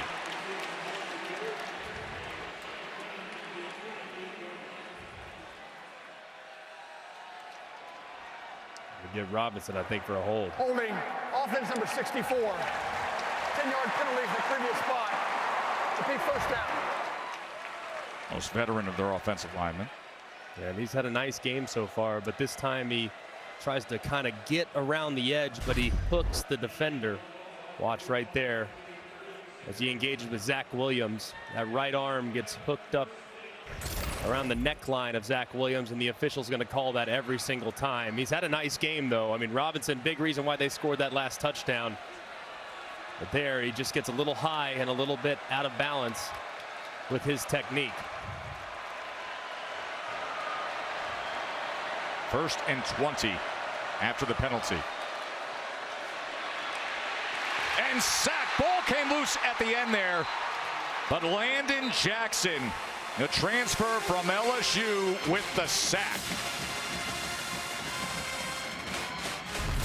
Bad sequence here. Here's Robinson trying to get to the outside, but he can't get there in time. Watch this. This is kind of a little bit of a messed up look. Trying to go with, looks like a RPO with a quarterback run to the left. But because of the pressure, Johnson has to bail out and try to make something happen. It's just a really tough 2-play sequence there for Robinson as he can't engage with Jackson, who's just way too fast off the edge. All of a sudden, it's a 2nd and 30, Greg. I'm thinking screen right here if I'm Jimbo. See if you can't just get it in one of your guys' hands and give yourself a chance at a field goal. Jimbo's going to use a timeout. All of a sudden, his offense is going in the wrong direction. We'll see what they come up with when we return to AT&T Stadium. Don't go anywhere. Live Moss student section. Of course, these sections competing to be the Live Moss student section all season long. And there are the Aggie fans. And mixed in, you'll see the core of cadets off to the side. And there is Miss Rev Ma'am. the First Lady of Aggie Land, the highest ranking member in the Corps of Cadets, the beautiful American collie, Reveille. It's always funny to me every time you see like our buddies A&M, like, man, I'm so glad Reveille didn't pick my bed last night because I'd have to sleep outside. She gets to have whatever bed, any couch, you stay and leave Reveille alone. Bro, she wears 5 diamonds on her maroon and white blanket. 2nd and 30 underneath. This is Smith, and here he goes. On 2nd and 30, they convert with Anaya Smith.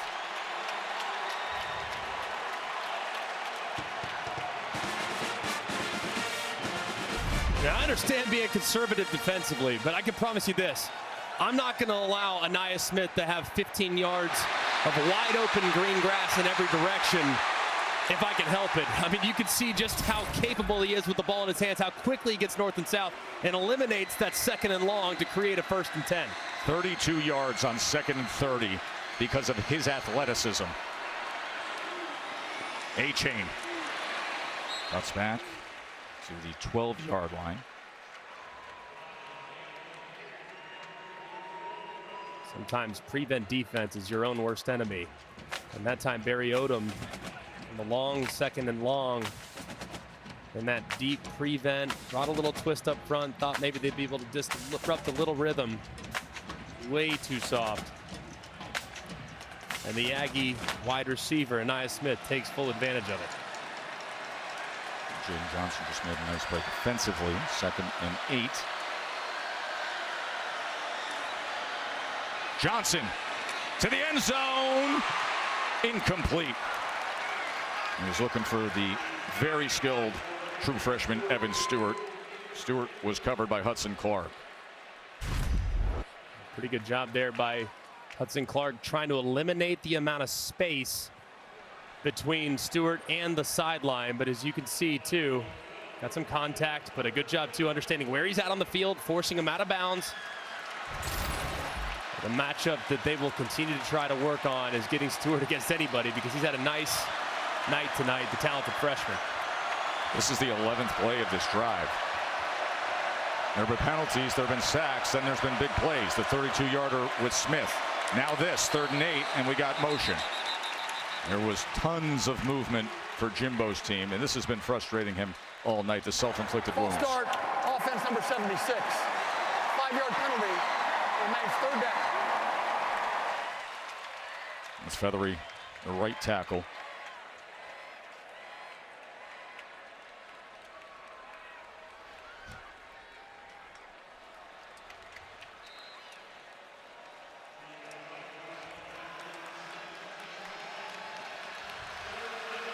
Third and 13. Great view from here at AT&T. Sold out for this rivalry. They're going to hand it off on 3rd and 13, and that just goes for 3 yards to A-Chain.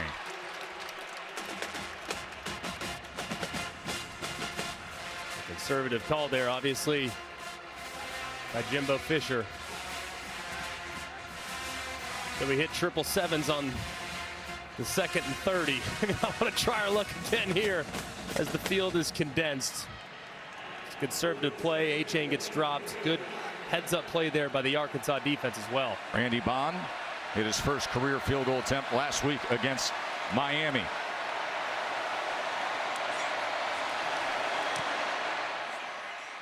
Good ball contact, good rotation, and through. And A&M, 23 unanswered points, up by 9 late in the 3rd. Across our country. To support Extra Yard for teachers, you can follow CFP Extra Yard or scan the QR code for more. On with the 31-yard field goal, 23-14. So much on the line for A&M. You said at the beginning of the night, a chance to get their status back. They're standing back after the upset loss to App State. Speaking of teachers, Arkansas cornerbacks coach Dominique Bowman.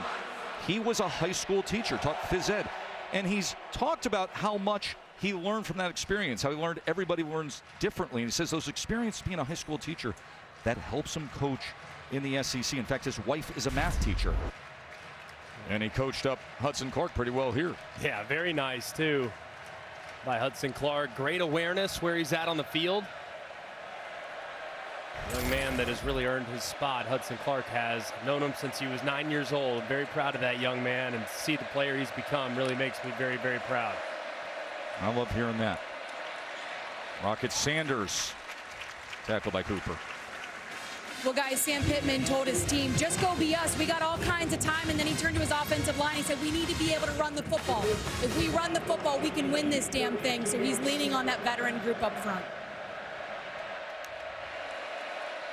2nd and 3, and that's exactly what they do. I think that's a good message too, Katie, because if you looked at the first 2 offensive snaps for Arkansas this half, very passive at the line of scrimmage, almost kind of trying to play, you know, patty cake. I mean, that's not what you do. And I know Sam Pittman being the old offensive line coach, that's not what he wants to see. Challenging those guys, emphasizing them getting downhill, flat back, and pushing some Aggies off the line of scrimmage. Jefferson on 1st down. Incomplete. Greg, remember when Sam Pittman turned to Katie and he brought up the mental side of things after that outrageous scoop and score and the handoff that A&M pulled off? Since that fumble, Arkansas has 17 total yards. A&M, since that moment, 236. Yeah, I mean, it can flip instantly. And I think part of it, I mean, just got to have confidence back. I mean, it was your own self-inflicted mistake. A&M made a great play. Give them credit. Man, you got to have someone that's going to take the bull by the horns. Sanders on 2nd and 10 as he is torn back by Chris Russell. Chris Russell's had a heck of a game. It was Chris Russell who had the forced fumble on that magnificent play for the Aggies. And Richardson took 82 yards for a touchdown after Chappelle handed him the ball on the fumble. Let's see if they can create something here for Warren Thompson. He's at the top of this stack set. 3rd down and 9. Jefferson incomplete. He was looking for Thompson. And they will strike up the fighting Texas Aggie band, the Noblemen of Kyle, as their defense does the job again. And man, I mean, this is good job stepping up. Good job keeping your eyes downfield. Just miss high. Him and Thompson kind of not on the same page. Thompson jumping a little bit too early, and Jefferson just missing a little bit too high. Got to put that one right on the face mask of the wide receiver. Just an unfortunate miss there for the Hogs offense. 6th punt of the night for Fletcher. And he skies this, going for big drive, big hang time inside the 10. Well done. Bounces back towards the 13-yard line. What do you say we check in with Matt Berry? Matthew? Let's do it, Joe Tess. Got a couple of games that have gone to the half. Kansas State and Oklahoma. What about Adrian Martinez and the Wildcats going into Norman right now? Kind of bowls his way over to the end zone. Right now it is Wildcats Power Cat 24-17 over Oklahoma. Also at the half, it is all Buckeyes. Mayan Williams off the right side. They lead at the half 31-7. That punt looked like a Greg McElroy gap wedge. I don't think he hit it thin, and I don't think he yanked it way to the left. So, no, not much like my gap wedge there, Matty. Max Johnson, A-Chain, and Smith back out there. A-Chain, look at that shake and bake for a 1st down. How good is he in short space, Greg? God, he's just got such sudden movements. I mean, so sudden, so quick. And he stops and starts so unbelievably well. I mean, for a guy that's a track star, the way that he can accelerate is off the charts, but the way he gets laterally, I mean, it's not often when you see a guy with that much speed that's that effective laterally, and you can see it every single time he touches the football, just how capable he is moving in any direction. Track speed. Look at his times in the Texas relays this past year. I mean, jaw-dropping. 6th fastest time in the 200 in A&M history. Johnson, downfield. Incomplete, looking for Marshall. He was covered by Hudson Clark, who we focused in on moments ago. So good coverage there by Clark. He obviously got beat by Moose Muhammad on the post. That time they tried to challenge him again, this time step for step with Chris Marshall. So really good job there by the redshirt junior. As you can see, Jimbo Fisher not happy with Max Johnson's decision right there. Jimbo Fisher calls the plays as he has done his entire career. Recently, he was asked about that, if he would consider giving up those duties. He said possibly. He goes, always evaluate things. But he feels like this offense has been close to breaking out. They run option, and Johnson does so well to the 35-yard line. It'll be 3rd and short. Bumper Poole with the tackle. And that is Ainias Smith down on the turf. And that is the last thing that Aggies fans want to see. The dynamic playmaker, Ainias Smith, is down and in pain. And it's not a good either. I mean, he just gets rolled up so bad. He's down there trying to block out in front. Just gets tackled right into his right leg. Just hope so much that he's okay. He obviously means so much to this offense. Such an explosive playmaker, the senior. He's done a lot of great things in an Aggie uniform. So he's one of the most reliable players in all of college football. I mean, through the years as a rusher, receiver, a punt returner, a kick returner. Let's watch the end of this play. As you see, he just kind of gets tackled and rolled in. That right leg is kind of trapped underneath Max Johnson's body and looks like Bumper Poole's body as well. So, man, just saying a quick prayer for this young man, because just hate to see an injury like that. Listen, he is dynamic with his physical gifts, but recently a lot of people pointed out what a leader he is. How he has called out teammates, talking about success of being a matter of want to, of people wanting to be locked in.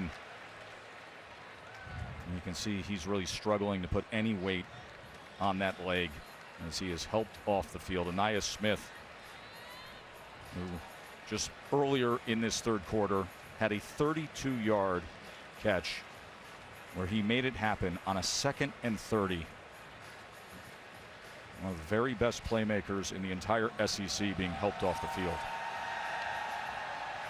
Not able to put a lot of weight on that right leg either. Just sick to your stomach when you see that, man.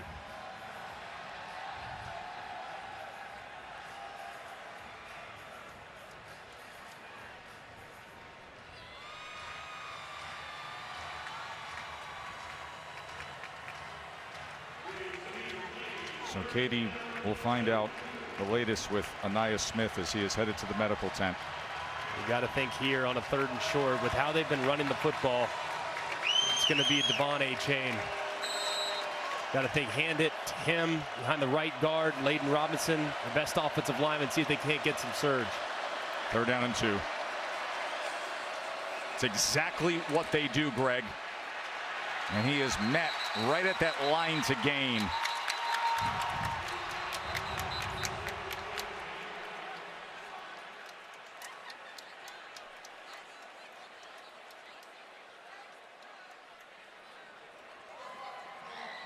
Down by Ford progress. This is 4th down. With how they've been playing defense this half, I don't see any scenario where you would go for it, especially in a 2-score game. So I think this is the right decision. It's unfortunate that their back wasn't able to push the pile enough to pick up that 1st down, but a great job there by the Arkansas defense getting off the field on 3rd and short. Constantino, the special teams player of the week in the SEC, on to punt. Bryce Stevens set to return, heels on the 20-yard line, and there was movement as Constantino. Offense number 29, 5-yard penalty. It remains 4th down. Was set for his first punt since the 1st quarter.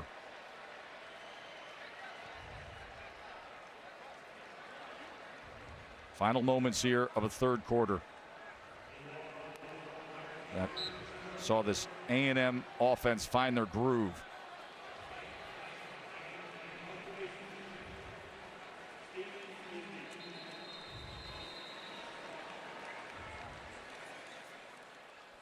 And that is the end of the 3rd. Arkansas had a 14-13 lead. That has gone away.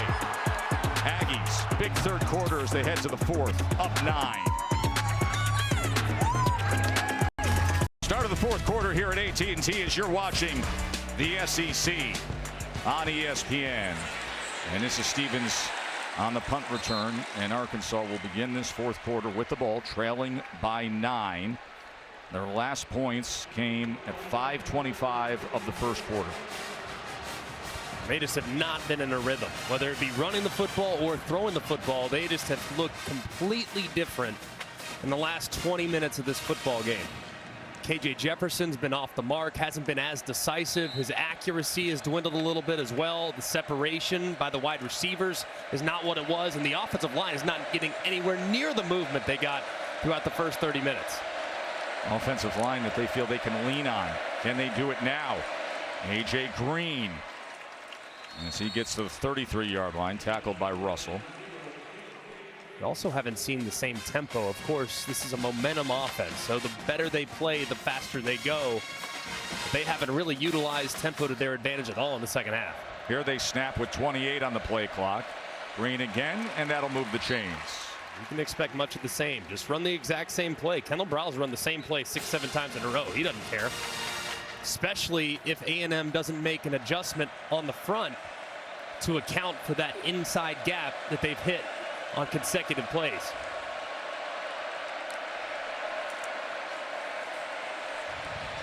Green again. Bryce Anderson with the tackle. True freshman from Beaumont, Texas. Had a big game last week. Remember, Richardson was ejected last week for targeting, so Anderson stepped in, had 8 tackles against Miami. The intense DJ Durkin, defensive coordinator for the Aggies. Stood up to it, did Green, and made the most of it with 2.5 yards. Great job of making something out of nothing, because it looked like Cooper was going to drop him for about a 4-yard loss. It's a critical third down here for Arkansas's offense. With how they've run up the first few plays, I'd expect another run play here, even on 3rd and medium. 3rd and 3. Jefferson gets it out. Quick out is secured by Trey Knox. Guy who added 30 pounds to his frame, went from a wide receiver to a sure-handed tight end. First down. And a great job. You see the tight end flipping his hips like a wide receiver. The ball thrown off the mark on the out route on the inside hip. That's not a good throw by KJ Jefferson to his left. That ball's got to be out in front. But a nice job by Knox making it right. First down, Razorbacks. Hazelwood orbit motion. This could be a double pass. Or it could be a disaster, and it's a sack. Hazelwood tackled for a loss by Shamar Stewart. Antonio Johnson in on the play. Stewart in on the play. And that goes in the wrong way for a loss of 5. A really good job here by Texas A&M's defense. I mean, they do not fall for it at all. Instead, coverage is perfect on the back end, and they're able to corral Hazelwood before he can even attempt to throw the ball away. Just wisely take the sack there, but a great job there by DJ Durkin's defense, playing their keys and not getting caught by being overly aggressive. Bryce Anderson is down. Medical team out to see him. We'll take a short break. It's a 2nd and 15 when we return to fourth quarter action here. 10 next to Arkansas's name is being threatened. By the way, this is the first time since 2012 that Arkansas has had back-to-back weeks in the top 10. But right now it's the Aggies in the fourth quarter with a 9-point lead. This has been a thriller. 2nd and 15. Jefferson bottled up but gets a little bit of a push towards the 46-yard line. Joe Tessitore, Greg McElroy, Katie George with you at AT&T.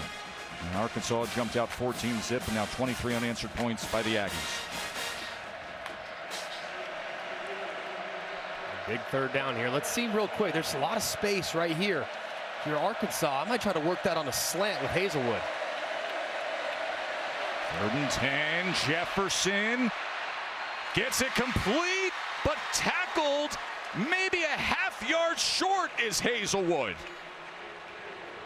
It was Chappelle who was there defensively. Chappelle, who had the scoop, fumble, and handoff to Richardson for the score earlier. Here's your 4th down and short. DeBinion is the back, and of course Jefferson, a 242-pound quarterback. 4th down and less than 1. KJ easily. No doubt where that was going. The quarterback power. Good job there by KJ Jefferson. getting north and south, no problem whatsoever. And a great job up front, too, by Arkansas's offensive line. They've had their fair share of ups and downs here in the second half, but they're on arguably the most important snap for this offense, 4th and short. They get enough surge to pick it up easily. That's Shamar Stewart, the excellent defensive end who's emerging early in his career for A&M. Trainers are out to see him. Arkansas now 2 for 2 on 4th down tonight.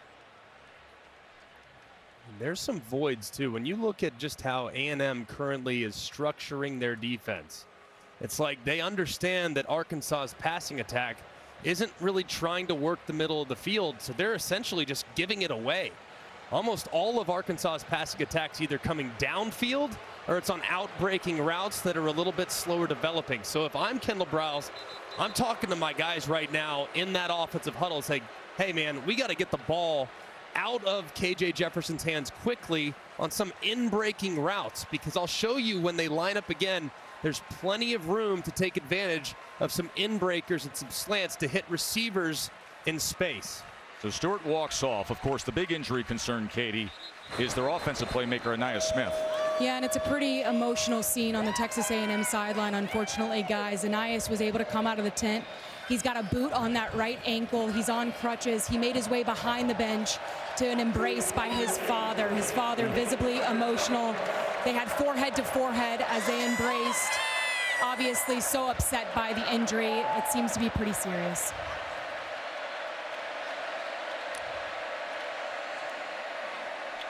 Here's Dabinion on 1st down for the Razorbacks. And he maintains his footing and then gives a little at the end to the 17-yard line. Rashad Dabinion pushing Jalen Jones away. It's an excellent run there by Dabinion, just refusing to go down, even as Aggies were pulling from every direction. And now Jefferson on the quarterback run. And he's inside the 10. And this is their brand of football, their style of football. This looks a little bit more like we saw from the Arkansas offense in the first couple series of the game. Expect much of the same, with the ground and pound attack starting to feel its pain. Dabinion. And this will be a 1st and goal Razorbacks.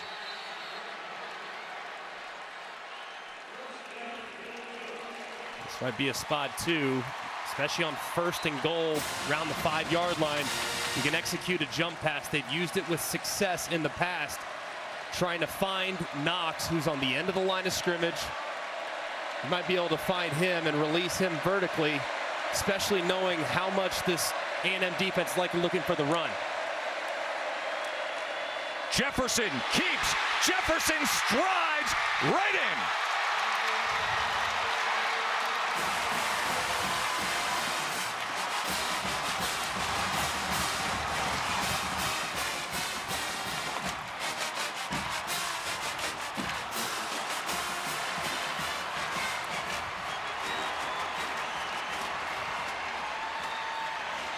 Thirteen-play scoring drive at a critical juncture here in the 4th quarter.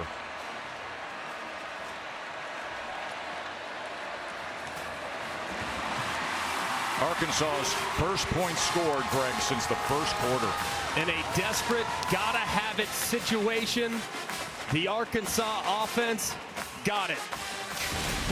Dabinion getting things started, kind of really showcasing what this drive was all about. The refusal to give up, the refusal to go down, continuing to fall forward.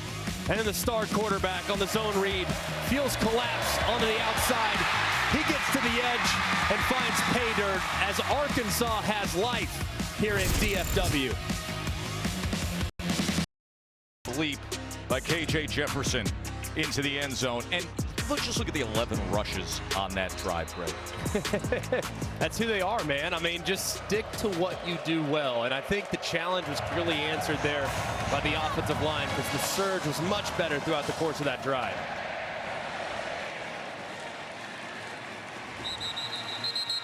Of course, Sunday NFL Countdown comes your way tomorrow. Going to be one-on-one with Josh Allen. That's 10 a.m. Eastern on ESPN. And then Monday Night Football.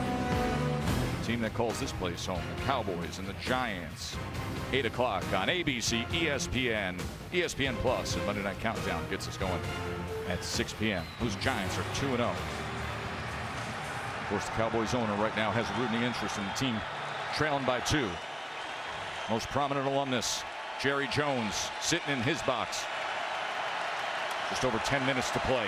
And what has been a thriller all night long, a wild one between the Aggies and the Hogs. John Daly's Hogs, that hat that simply says Pigs. His son plays on the golf team in Fayetteville. Max Johnson, that was blown up. Never had a chance. They had assignment football, and then they had Eric Gregory just slice it in there. Just a really good job here by Gregory. You're going to see him just beat across the face. It's exactly what happens. Ogumbi, the left guard, number 74. He's the backup left guard, but he's in there tonight. And a nice play there by Gregory, forcing the speed option to be dropped for a big loss. 2nd and 12. Low snap. Johnson able to pick it up and then get rid of it. And on the other end to A-Chain, and they're saying it's a catch. Officials meeting. One said catch. And can you believe that? No, you can't. They get together and say he was out. So close right there. Is the ball secured, and where does that toe as it's coming down? That right foot. His bumper pool is forcing A-Chain out. Doesn't get down in bounds. One official thought he saw it, did. The other coming in to overrule him.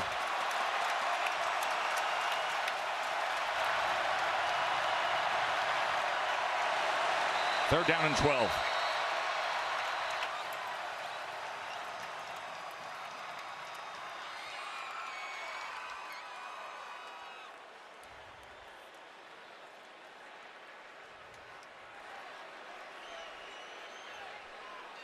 Ruling on the field was an incomplete pass. Receiver did not come down in bounds. The previous play is under review. So they're going to review it. Play is officially under review. It's really close right here. Where is the foot? Yeah, it's so tough to tell exactly where it comes down. Of course, it's called incomplete on the field. So everything that you see in these replays must be indisputable video evidence beyond all doubt to overturn. Right there, I can't tell exactly where the foot is relative to the sideline. It's a great effort.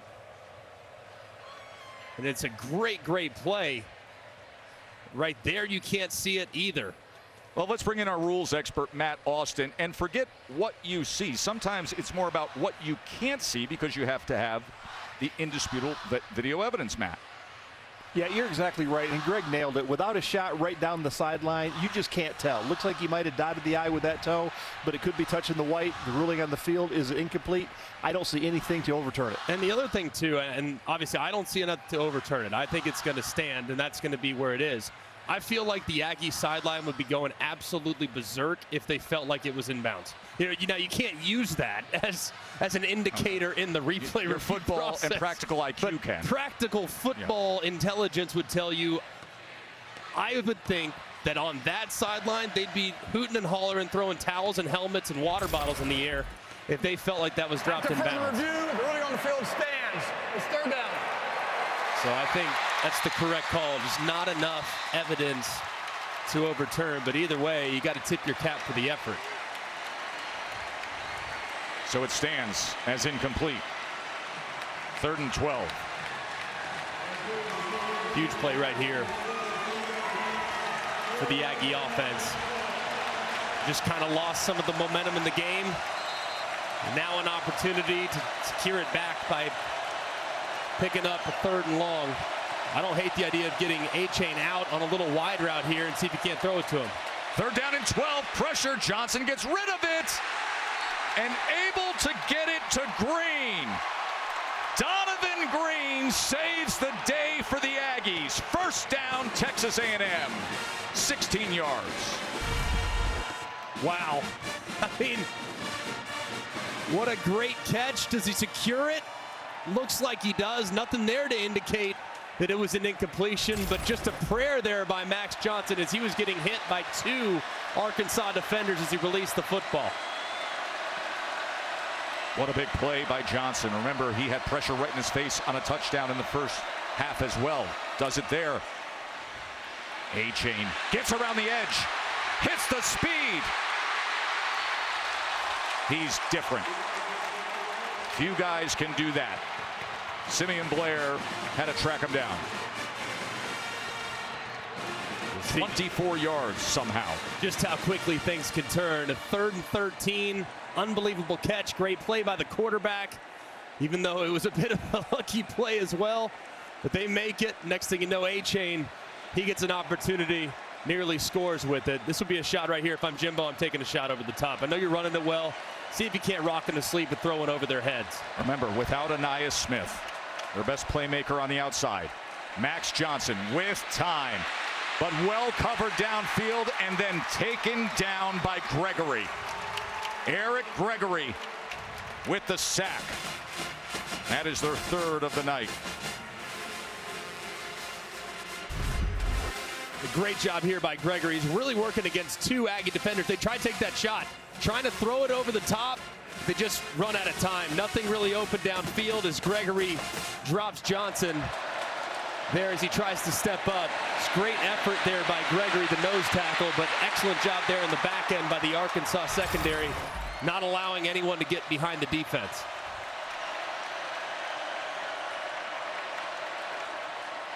Johnson gonna tuck and run, and Bumper Pool able to corral him at the 36-yard line. That clock is going to count down under 7 minutes. And A&M with that 2-point lead as they roared back. They trailed by 2 touchdowns.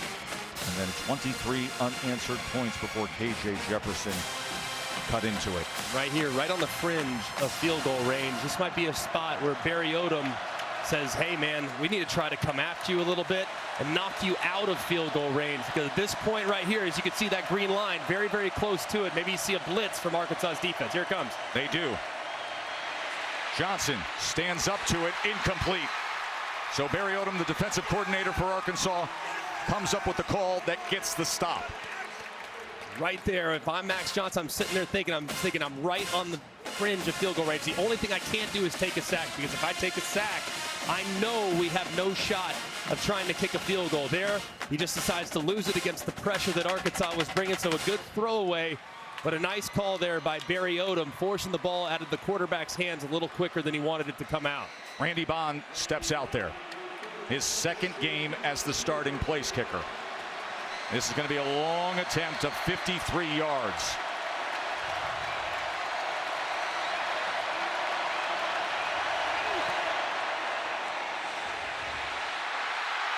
It is no good. Wide left. 6.5 minutes to play. Arkansas football trailing by 2.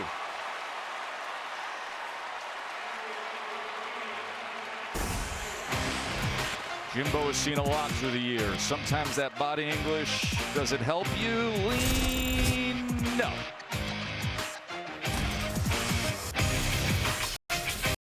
Metroplex, 23-21, A&M on top.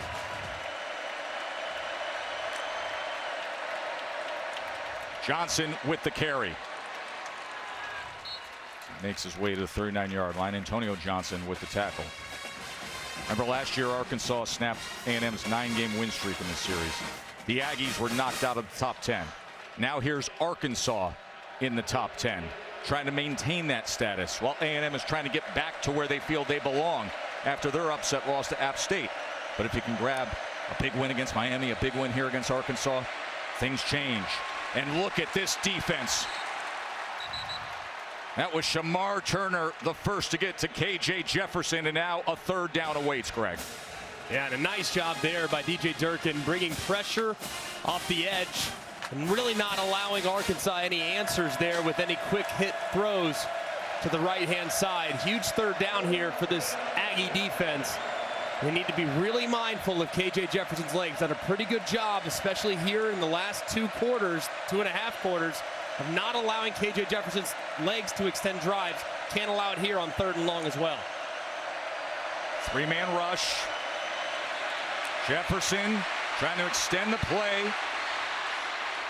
Gets it complete for a first down as he goes to Matt Landers, the 6'5" transfer. Jefferson took a hit, but did he deliver? Cooper came in on him. And a nice job, too, by the offensive line. Just a 4-man rush here by A&M. Jefferson buys time, and then finds Landers open up over the middle on the scramble drill. And now Rocket Sanders. 10-yard gain. See what Jefferson earned it, too, because as he delivered this football, it's a good, clean hit there by Edgerrin Cooper. Right to the midsection of the quarterback, and those hurt the worst because you are completely open to contact as you release that football, but a good clean hit there by Cooper and an excellent throw there by Jefferson back across his body for the conversion. 4.5 minutes to play.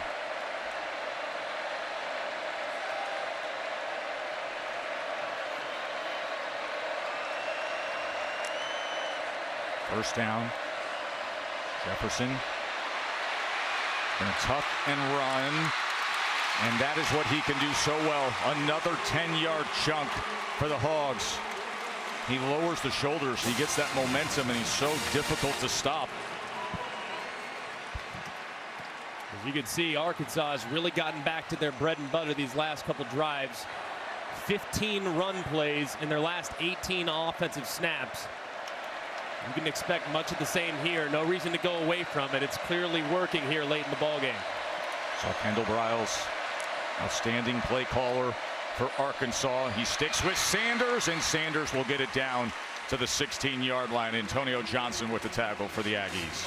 And that clock continues to go down as DJ Durkin thinks about that call sheet opposite Kendall Briles.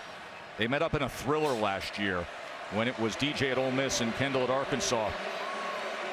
51 points were scored against DJ's Ole Miss defense. A little different tonight, isn't it? 2nd and 5.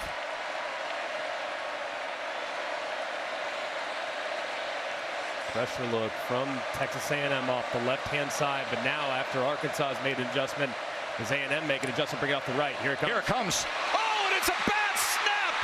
Ball is loose. A fight for it, and Arkansas has it. You saw that edge pressure. They came with the cat blitz.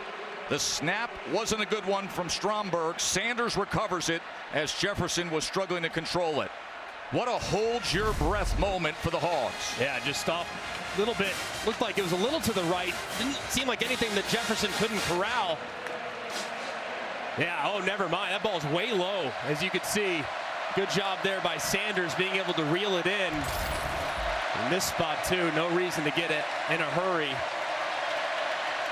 Did see a 2nd and 30 conversion earlier in the game, though, so crazier things have happened, but being asking an awful lot here in a critical down and distance. Timeout used by Arkansas. Of course, they have an outstanding sophomore kicker in Cam Little as well. He has a career long of 51 yards. And right now the ball on the 25-yard line, only trailing by 2.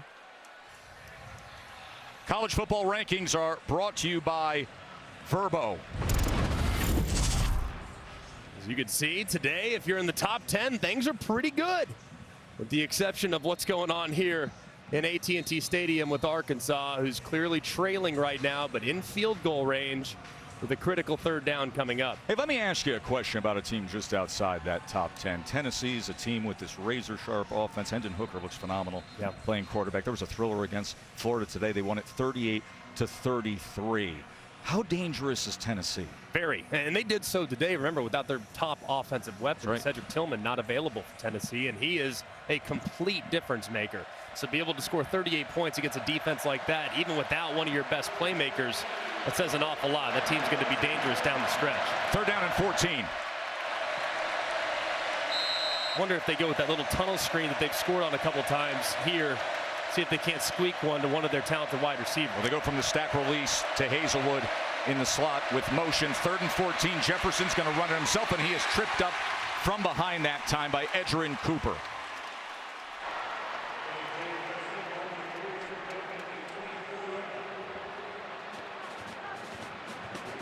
They'll let this clock go all the way down. Take another 30 seconds off the clock. And then try to get themselves a 1-point lead off the boot of Cam Little.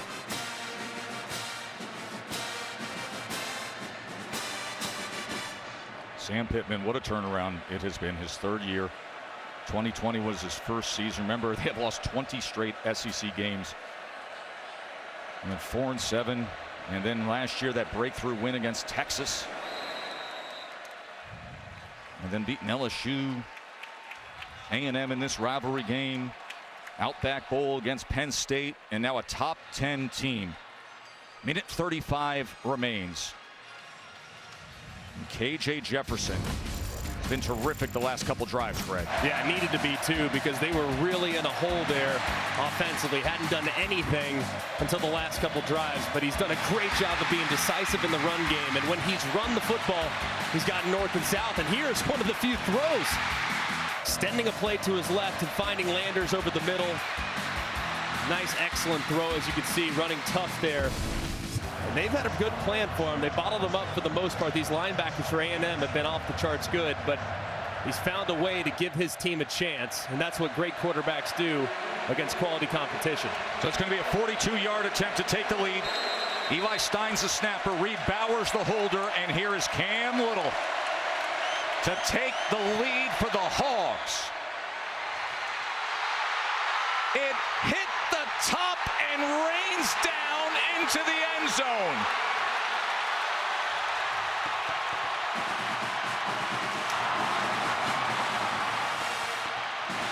That hit the top of the upright and dribbled back into the end zone.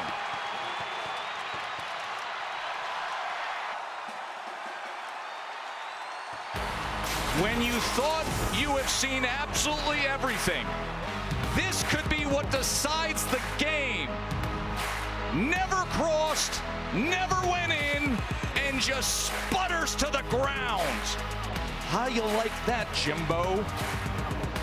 We'll finish this thing up with, I'm sure, more drama when we return. Where A&M is looking to bleed this clock, and Cam Little is going to be thinking about that one for a long time. As he attempted the 42-yard kick, got under it, over rotation, hit the top of the upright, and bounced back into the end zone for a missed field goal.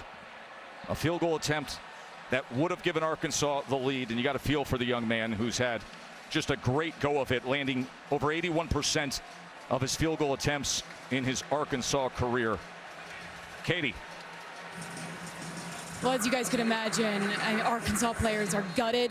They're in disbelief. I mean, Ricky Stromberg, the starting center, has been crying on the sidelines. He's now got a towel over his face. They're distraught, guys, and rightfully so. Can't believe it. Stromberg, who is a first-team All-SEC center, who has given so much to this program.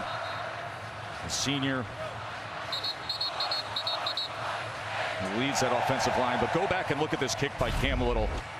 And watch how he strikes the ball as he gets under it, bleeds out to the left. That's the over rotation that gets the ball going to the right. Then it hits the top of the upright.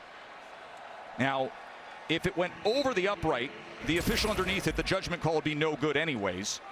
But it could have bounced in and been a made field goal. Bottom line is it was not struck well and not driven with good rotation and a target line to give them the lead.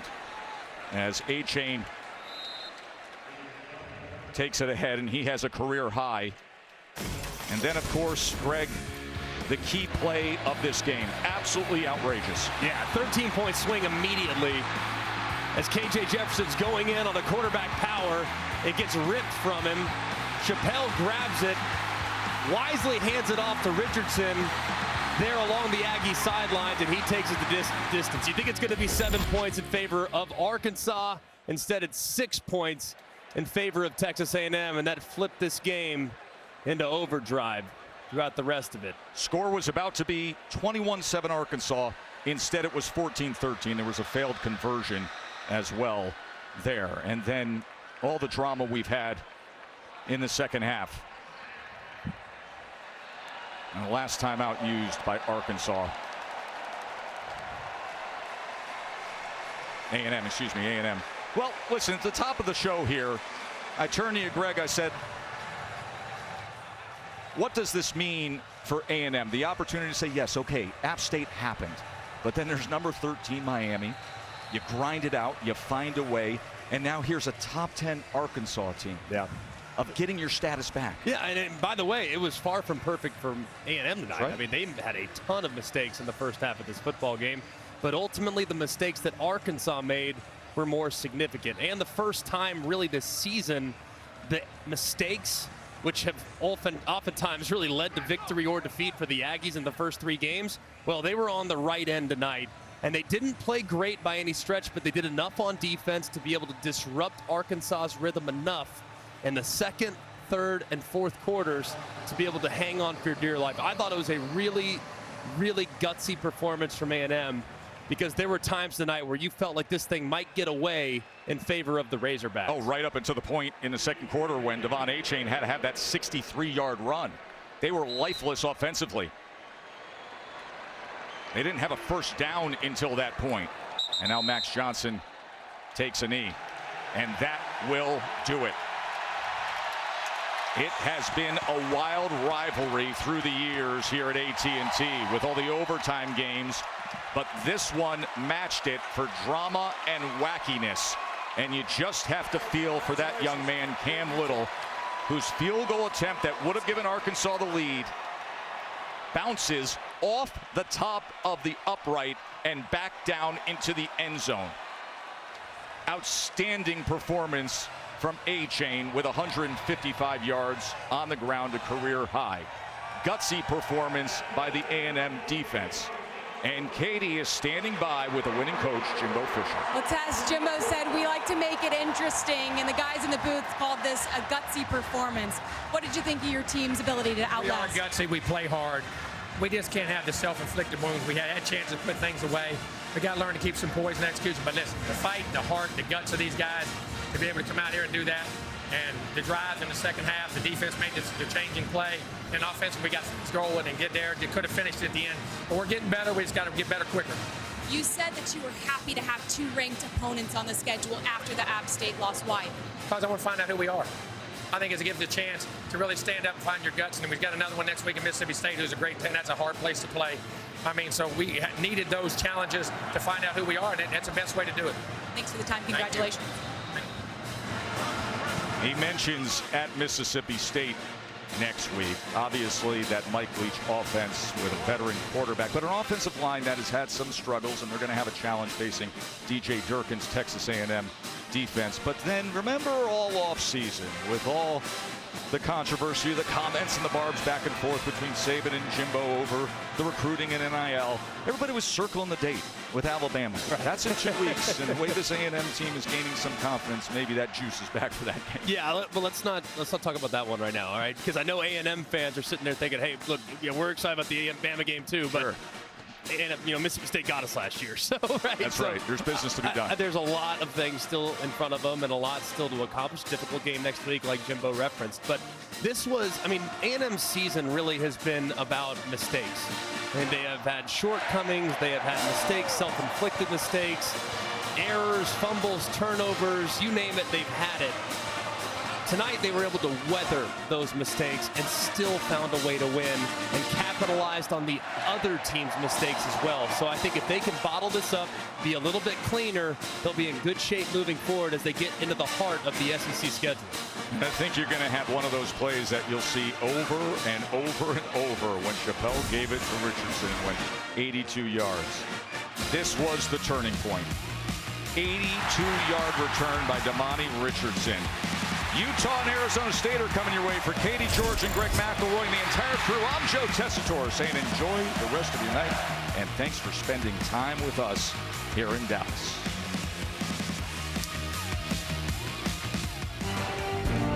ESPN thanks you